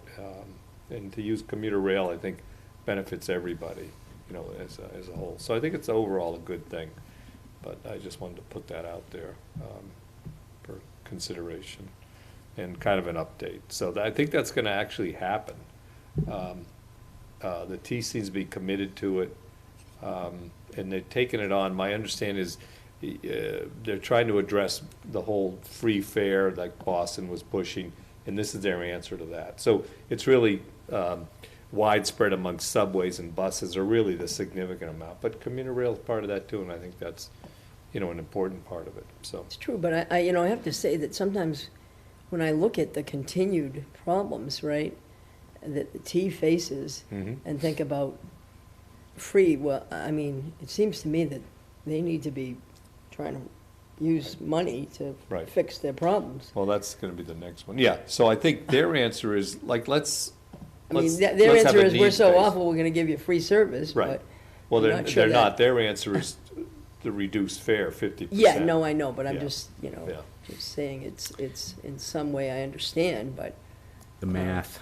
yeah, how do you balance It that is, with well, the they amount got of work? 40 million from I think, the governor's budget. And then what's gonna happen in coming years? It's not as sustainable, talk about not sustainable. It's right. not sustainable. It's gonna need support from the Bless you. state and, other sources, and that's the next big mystery, or the next big problem. Well, I don't want to get into a can of worms, but like, how are they going to verify people's income? Oh, Like they're not, they're not, they're relying on other, so that's. self-reporting? No, they're relying on Okay. other people, basically, they're using Mass Health and SNAP eligibility, DTA. Okay. So they've got these databases, so someone who's interested, they need to be on the database. Gotcha. Okay, So, that's yeah, good. It is it seems workable, Okay, that part of it. okay. All right, well, that's about all, and I think with that, we'll ask for a motion to Motion adjourn. to adjourn, second. All those in favor, aye. Aye. We are adjourned. Thank you all. See you on March 6th. March 6th, yes. Trying to remember all the things we put on the agenda for March 6th. Are you keeping track of that? I think fortunately Susan is. Oh, good. Thanks, Mark. Good night, Mark.